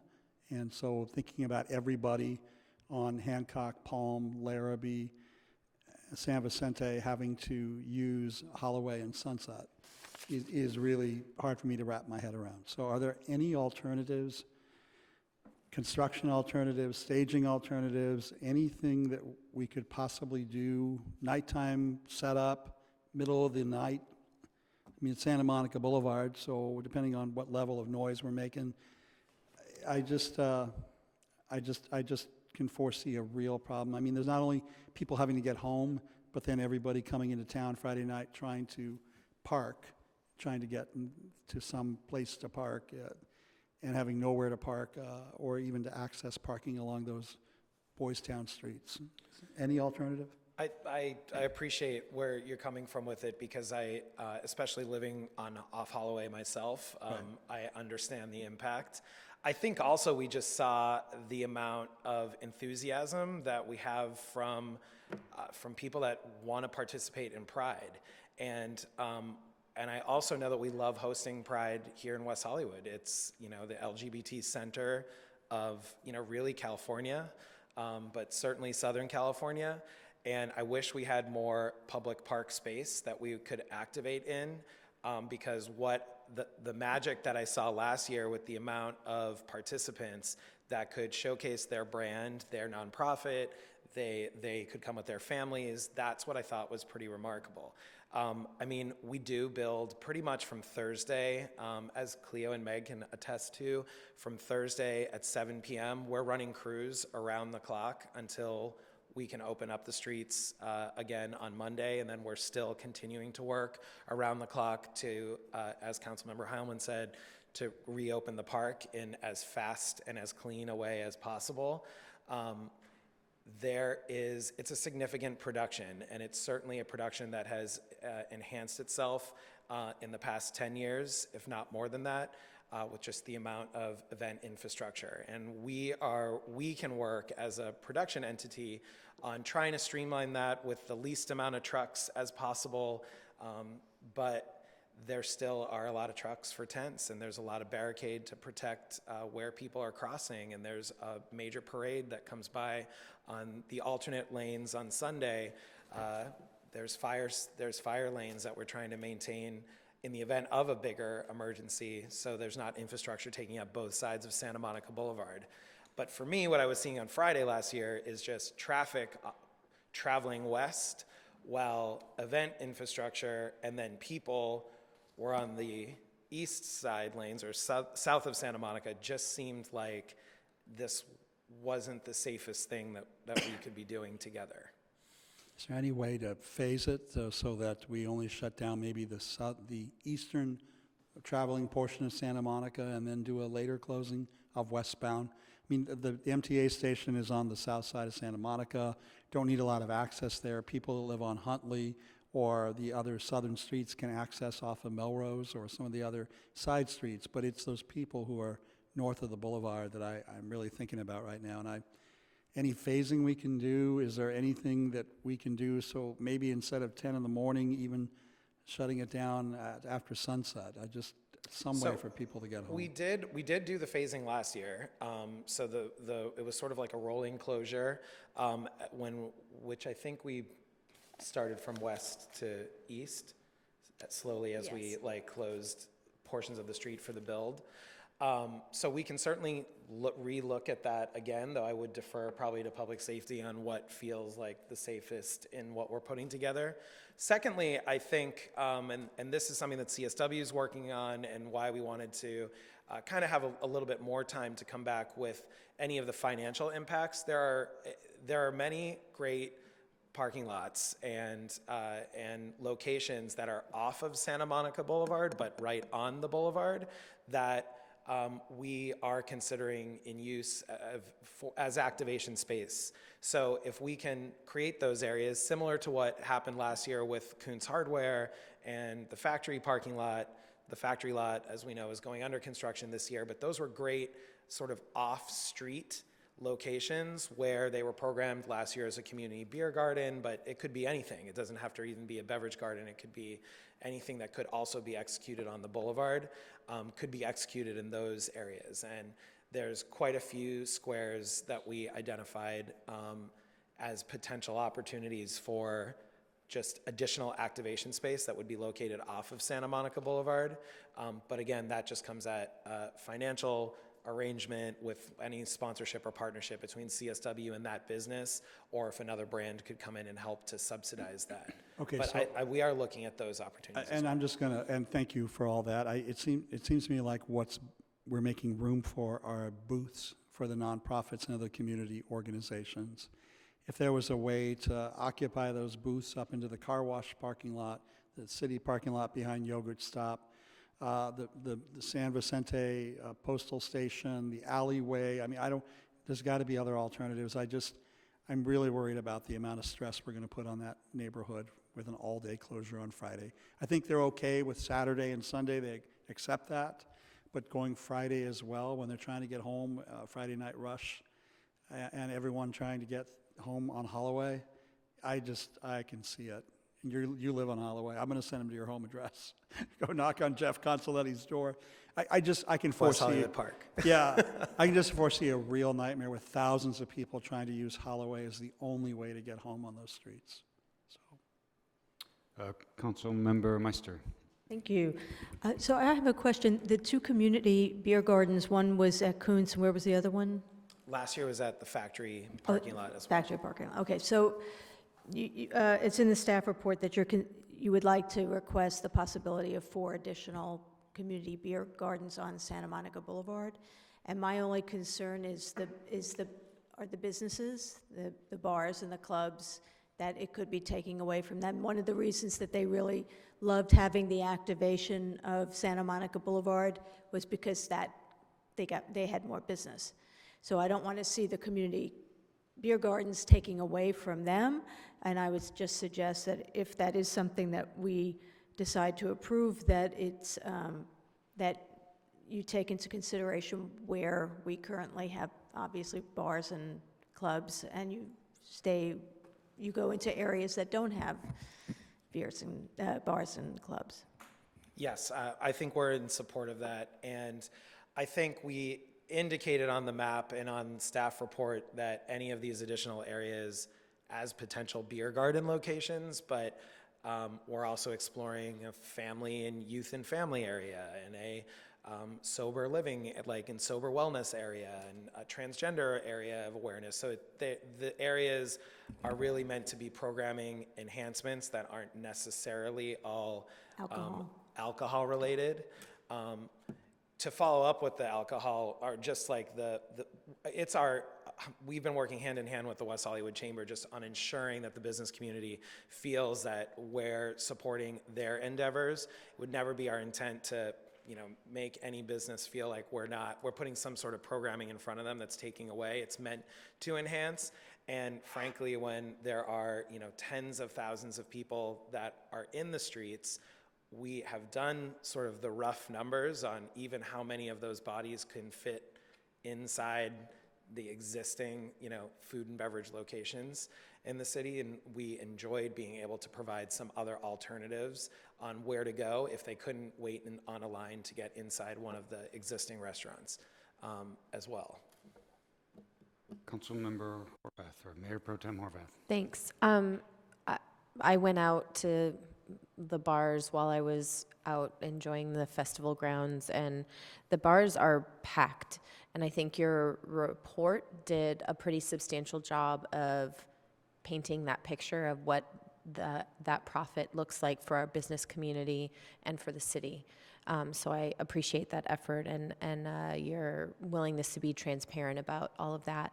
I think that I also know that I got a lot of phone calls on Friday from people who were stuck, and they literally felt stuck. So you answered earlier that you felt this report addressed a lot of the public safety concerns and the lessons learned from last year, and I think that's really important. One of the reasons we did it last year the way we did it was to make sure that this year was we learned from how it was set up and made those improvements, recognizing that with the 50th anniversary, we expect that even more people will want to come and participate, especially with all that you'll have planned. So I'm supportive of what's before us. If there were something that you said was missing, or something that you had reservations about that you should draw to our attention at this point, that's mostly what I would want to know. Otherwise, I'm prepared to move the item. All right, and I just have a couple quick things. You could certainly engage with local businesses to run some of those beverage locations that are adjacent to their existing sites in an off-site way. I would encourage you to do that. I know you asked some businesses that don't have a presence in West Hollywood to come to West Hollywood last time, which I think is also a nice bit of synergy for us to invite people, but certainly there's all kinds of ways to make that happen. And one tiny detail, there are 3 streets on this map that are misspelled, so check your thesaurus, or check your whatever that's called, your map, your Google Maps. And then finally, for the staff, I think I'm happy to have seconded this, but I think in our next presentation, which might be in June, as Councilmember Heilman suggested, we would want to know about the lights above Santa Monica Boulevard. We would want to know about what's happening on Lapeer and what kind of impact that will have on the neighbors, whether it's activation for family, which theoretically would be lower impact, or something like that. And I think it's worth doing one more offline, but with them, discussion of the phasing of Santa Monica Boulevard. I mean, we should just know for sure that, or do some sort of discussion about traffic routing at peak hours on Friday, about how we're going to move those 30,000 cars east to west and west to east. And I know last time you worked closely, or someone did, with Google Maps to let people know that the area was closed, especially on Parade Day. You can do that on the weekend, and certainly if anyone is using their Google Maps program to get through the city, that would tell them that it's not the place to go. So with those things, if those are accepted by my colleague, then we have a motion. It's been moved and seconded, and I think we're ready to take a vote. All right, it passes 5-0. Thank you for staying so late. Thank you. Appreciate your patience for our process. We're going to move on now to item 5C. 5C. 5C, thank you. And that is a community conversation regarding the future of the Sunset Strip. If you have no objection, I'll begin. Very briefly, you all read the staff report. You may remember that earlier this fall I was invited by the National Endowment for the Arts and the U.S. Conference of Mayors to come to a discussion in Brooklyn about small cities, and I discussed the Sunset Strip and our ongoing efforts to assist ourselves and our community partners with future opportunities for the Sunset Strip. This is an effort to get the city sponsorship of a regularized set of discussions. These would be more like the speaker series we have in place to allow for experts in various topics to have discussions, to invite the public, to invite members of the Sunset Strip community to help us by supporting these efforts. There's not really an outcome necessarily. We're not producing a report. We're not having direction. But I think it's just a matter of, first, at this meeting this evening, asking our colleagues to provide us with topics and ideas about how they might want these community conversations to be peopled, and then secondly, to invite you to attend, to listen to people who have thoughts about the Sunset Strip, whether that's the buildings we're building, the music we're hearing, the digital life, the street life, whatever sets of things we might mention today. And if there are any costs involved, we would come back at a future meeting to ask for funding as a council to fund the ideas that we're bringing forward this evening. I think, John Heilman, you were the one who, yes, please. Yeah, thank you, and thank you for your explanation of this. I know that staff has been working on some things up on Sunset. I'd like to hear from the city manager his thoughts about what we're doing and how this could kind of meld with the work that staff is doing. I'm still a little unclear as to whether the goal is primarily to solicit the public's ideas and thoughts, or is the goal to have a series of experts who have some expertise provide a forum and explanation of opportunities that might be available? I think we're all committed and concerned about the Sunset Strip. We want it to be vibrant. We want it to be exciting. We want it to be comfortable for the community as well. And we don't want a return to some of the problems we've had in the past with the neighborhoods being impacted. But I'm still a little bit uncertain. So I first would like to hear Paul's thoughts about what we're doing already up there, and does he see this working in conjunction with the work staff is doing? I do see it working in conjunction with the work that we're doing on Sunset. Right now, Francisco's leading an effort. We brought a staff report to council maybe 2 months ago, kind of listing a number of items that we're working on. I think with the outreach here, it's something that we could easily tap into. We do have a number of resources on Sunset already, but expanding it to some residential panels as well would help. I know that we're in the process, Francisco, maybe you can come up and help me with this. We're hiring the firm to come in and do the strategic analysis of the entertainment industry, primarily on Sunset, but also looking at some of the offshoots like the Troubadour and things like that. So if we want to create a community forum, we definitely have at least the procedural resources to do that. Yeah, at the last council meeting, council did direct us to look into exploring a charrette of potential opportunities up on Sunset to talk to business owners and community members to try and explore a vision for the future of Sunset, if you will. So I think that we can take some of these conversations and basically make that the charrette. Just has multiple phases, multiple dimensions to the conversation. So having a lot of these different categories would be the categories that we could explore, kind of bring those together. It's sort of more of a multifaceted exploration than just a single item exploration. So I think it falls within that charrette. Do we need budget for that since we have their attention? Yes, ideally, I would pair this with some funding, just because in order to have some of the events up on Sunset, we more than likely will have to rent out some space, probably have to pay for refreshments, et cetera. If we are looking at about 6 events, I would say maybe about $10,000 for the entire series. And if we need more additional money, we can always come back for more.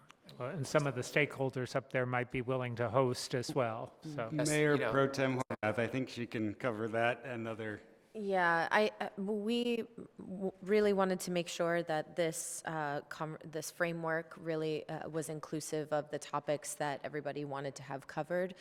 We certainly expect that as we get into the details of actually planning each event, there could be partners on the Sunset Strip or elsewhere who want to help make these come to life. So certainly we know that a budget will be required to make them happen. We can do that now or later when we specifically plan the events. We sort of envisioned it, like the mayor said, sort of like the Human Rights Speaker Series, where we say, yes, this is something we want to do, and then with your help, we can bring this to life. This was certainly envisioned to work collaboratively with the work that staff is doing, and hopefully can actually infuse the work that staff is doing into these higher level, top level conversations. And I think the idea is to have some of the expertise that we would, if we could create a wish list of folks to do the work on the Sunset Strip with us, who are they? Let's invite them to come have conversation with our community. The idea is to have those thought leaders leading the discussion with community participation, so there is opportunity for the community to weigh in. And this can be, a year-long process where along the way, people have opportunities to offer their ideas and input into Sunset as well. So that way, everything's working collaboratively together. All right, so it's been moved. Oh, Councilmember Heilman, please. yeah, I would make the motion that we approve the recommendations with the understanding that this will be done in conjunction with staff and that we authorize up to $10,000 to fund the work. All right, it's been moved and seconded. Should we mark our votes?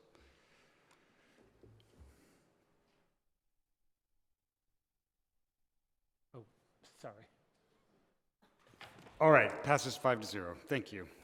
We now go to 5D. Yes. As in David. This is a fairly straightforward idea to allow us to put in place. Well, why don't you describe it? I described the last one, and I'm tired of talking. Okay. It certainly is not intended to be formal. It's just when we create protocol, we make council items for us to be able to discuss it. But the idea is that, as we mature as a city, that we create traditions where we acknowledge the leadership that has helped our city grow and shape who we've become. It's something that typically happens in other cities that I visit, where they acknowledge for past council members.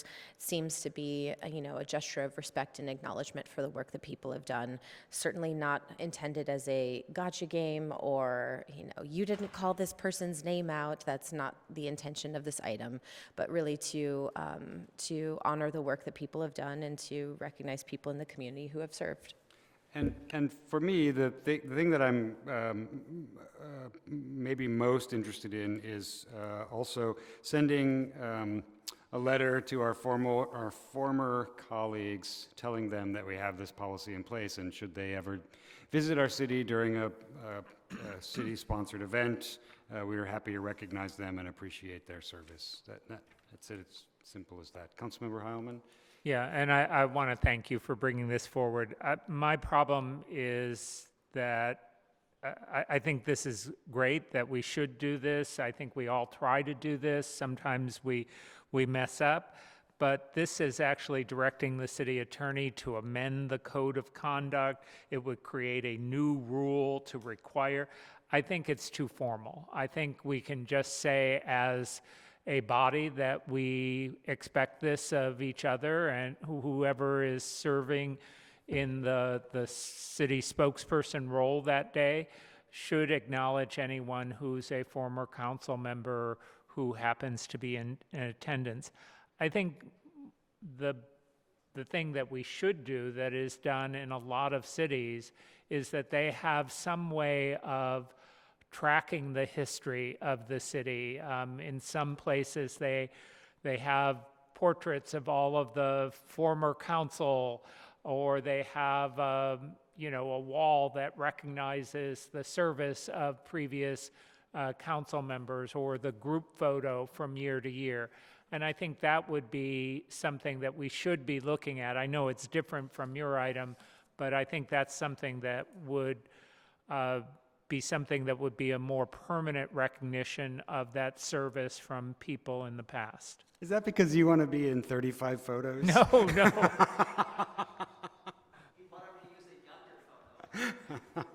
Well, does anyone else wish to speak on this item?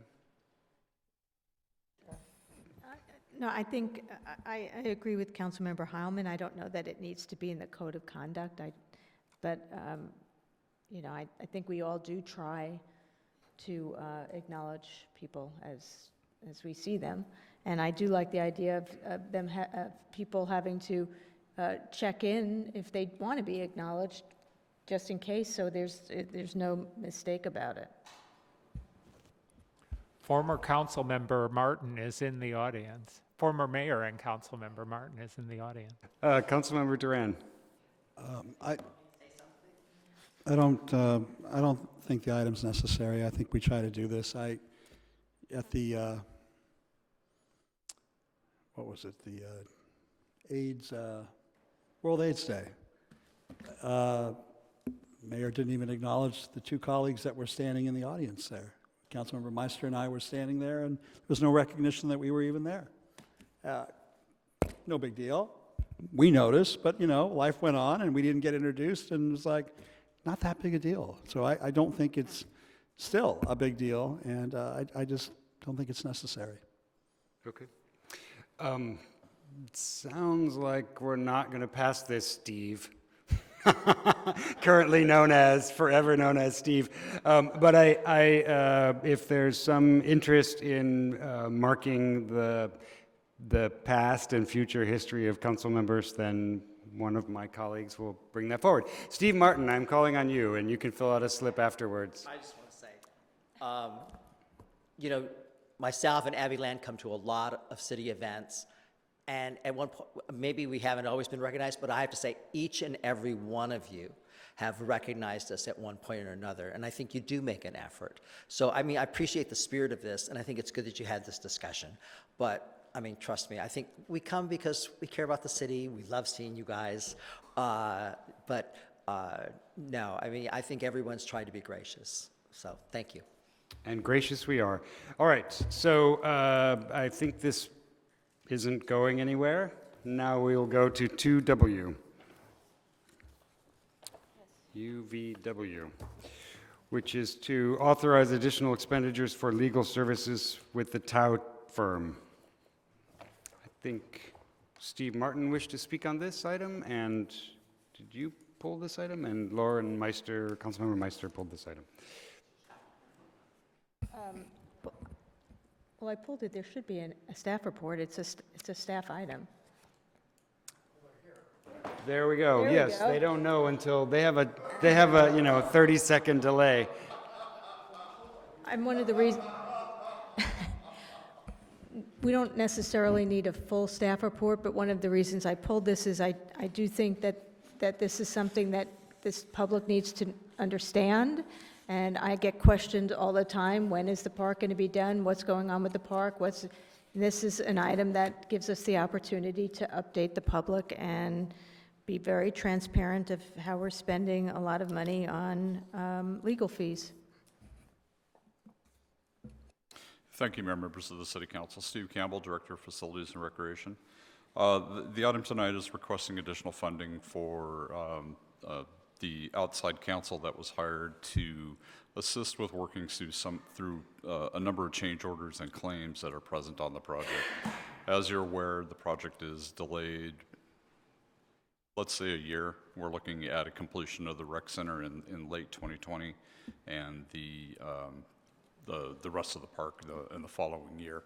We're looking at ways to move that schedule up and condense as much as we can without affecting the other elements of the park. That it's been one of the items that council wanted, is to keep the rest of the park active and in use until we could shift over those activities into other parts of the building.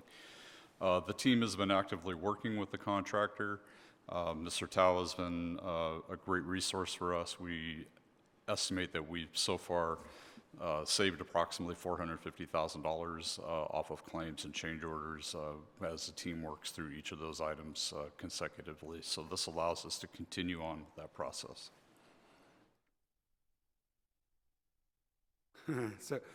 So we saved $450,000, but we spent $600.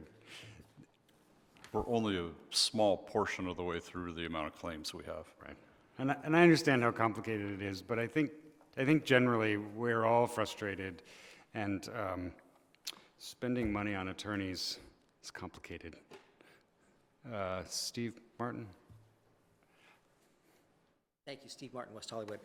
Yeah, I just had a few questions, and I don't know if the item, just the way the item was written, because it says that Sinanian had a contract for approximately $73 million, and that now the budget is up to $101 million. I wasn't sure what portion of that increase was part of Sinanian's original contract, because there's just, these numbers are just sort of thrown out there, and so people from the, it wouldn't be unusual for someone from the public to look at that and go, well, have they had a $25 million increase from the 3 years that they've had the contract, which obviously that would be a substantial 30% increase. I don't know that to be the case, but I do think that maybe some numbers might be inserted there that are perhaps more accurate, so that there's confidence in the public that what's going on. That's all. Thank you. Councilmember Heilman. Well, I think we should ask staff if they're prepared tonight, if they can respond to that question in terms of the increase in the budget. In round numbers, the original contract with Sinanian was $73,888,000. We have approved changes of just over $5 million, so that brings the current contract value to just under $80 million, 79 and change. And that was brought to the council, and the council approved those budgetary changes. Correct. Yeah. This is obviously a very difficult situation. We have a contractor who's known to be fairly litigious, and they have been submitting change orders, in part because I think they made some mistakes in their bid documents in terms of underestimating the cost of the work. We agreed to hire this law firm to monitor those change order requests and to put the city in the best legal position possible to make sure that we and the public weren't taken advantage of by a contractor. And this law firm has had experience. They have reported to us in the past. I think staff has worked diligently to try to do everything possible within our limits to make sure that this project moves forward in a timely manner. So I think this is really essential for us to move forward. I wouldn't want us to move forward without this, without the services of this firm. And for that reason, I'm going to second the mayor's motion to approve. All right, we have a motion. It's been moved and seconded, and we have 5-0 vote. Thank you and good luck. Is that our last item? Public comment, but I mean our last, yeah, okay. We have members of the public, Ty Geltmacher and Steve Martin. Mr. Geltmacher. Steve and I are not a cabal. We just happen to be sitting near each other. And I was watching all evening, and James said, "Don't you dare go up there." But I just wanted to say that I was really happy to see SWAP and the sex worker program and all the advocacy.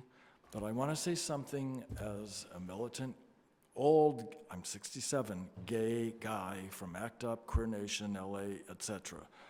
Decriminalize, but do not heroicize. There's lots of misery in this, and it cannot be glossed over with awards. And John Duran, you know more than anyone else on that dais, and I'm not being personal, what I'm talking about. As a consumer, perhaps, as the press has in the past at least reported. So please, recognize the misery and the suffering and the people who say, well, I'm a homeowner and I do sex work. Fine. I'm not a moralist. I am a Catholic, not believer. But I was here 2 weeks ago, right after the meeting ended, right after I had read with Giovanni, as I call him, AIDS World Day. And I need to read my little poem for World AIDS Day, December 1, 2019. Who am I to have escaped this plague except perhaps by chance? Thanks to ancient ancestors, having survived bubonic curse, passing immunity over time, or so science now says, to us undeserving infidels, brothers and sisters lost but remembered. Easy to think that that was long ago, when it wasn't. Hard to remember whoever cared once upon a time. Thanks. Thank you, Mr. Geltmacher. Mr. Steve Martin, former council member and mayor. Hey, Beth. Steve Martin, West Hollywood. Happy holidays. You know, sometimes it's important to remember why we have these holidays. I think as you remember the story of Joseph and Mary traveling from Nazareth to Bethlehem, and there was a reason for that. That was because they were taking part in a census, which is going to be one of the most important things we do next year. And fortunately, the city of West Hollywood is right in front, organizing to make sure everybody in our city participates.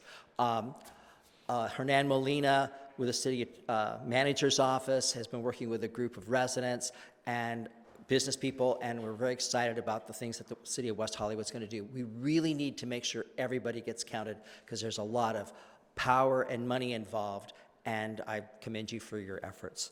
You know, this is the 35th year of West Hollywood's existence.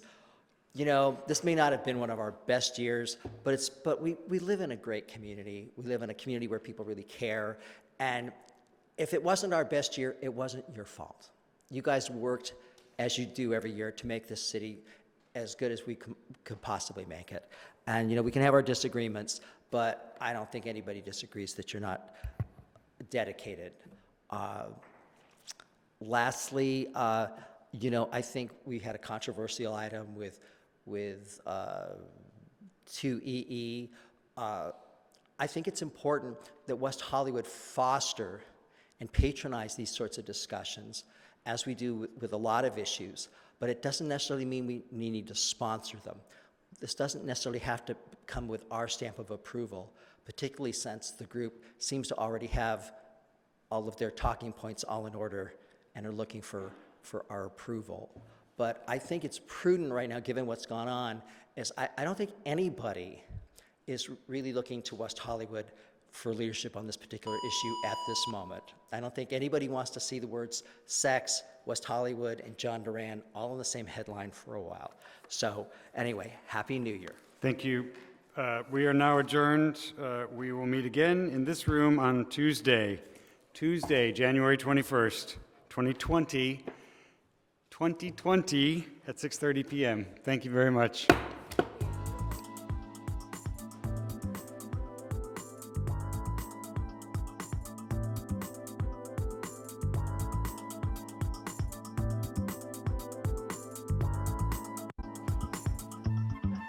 The reason we have these holidays is so Yvonne doesn't have to prepare an agenda.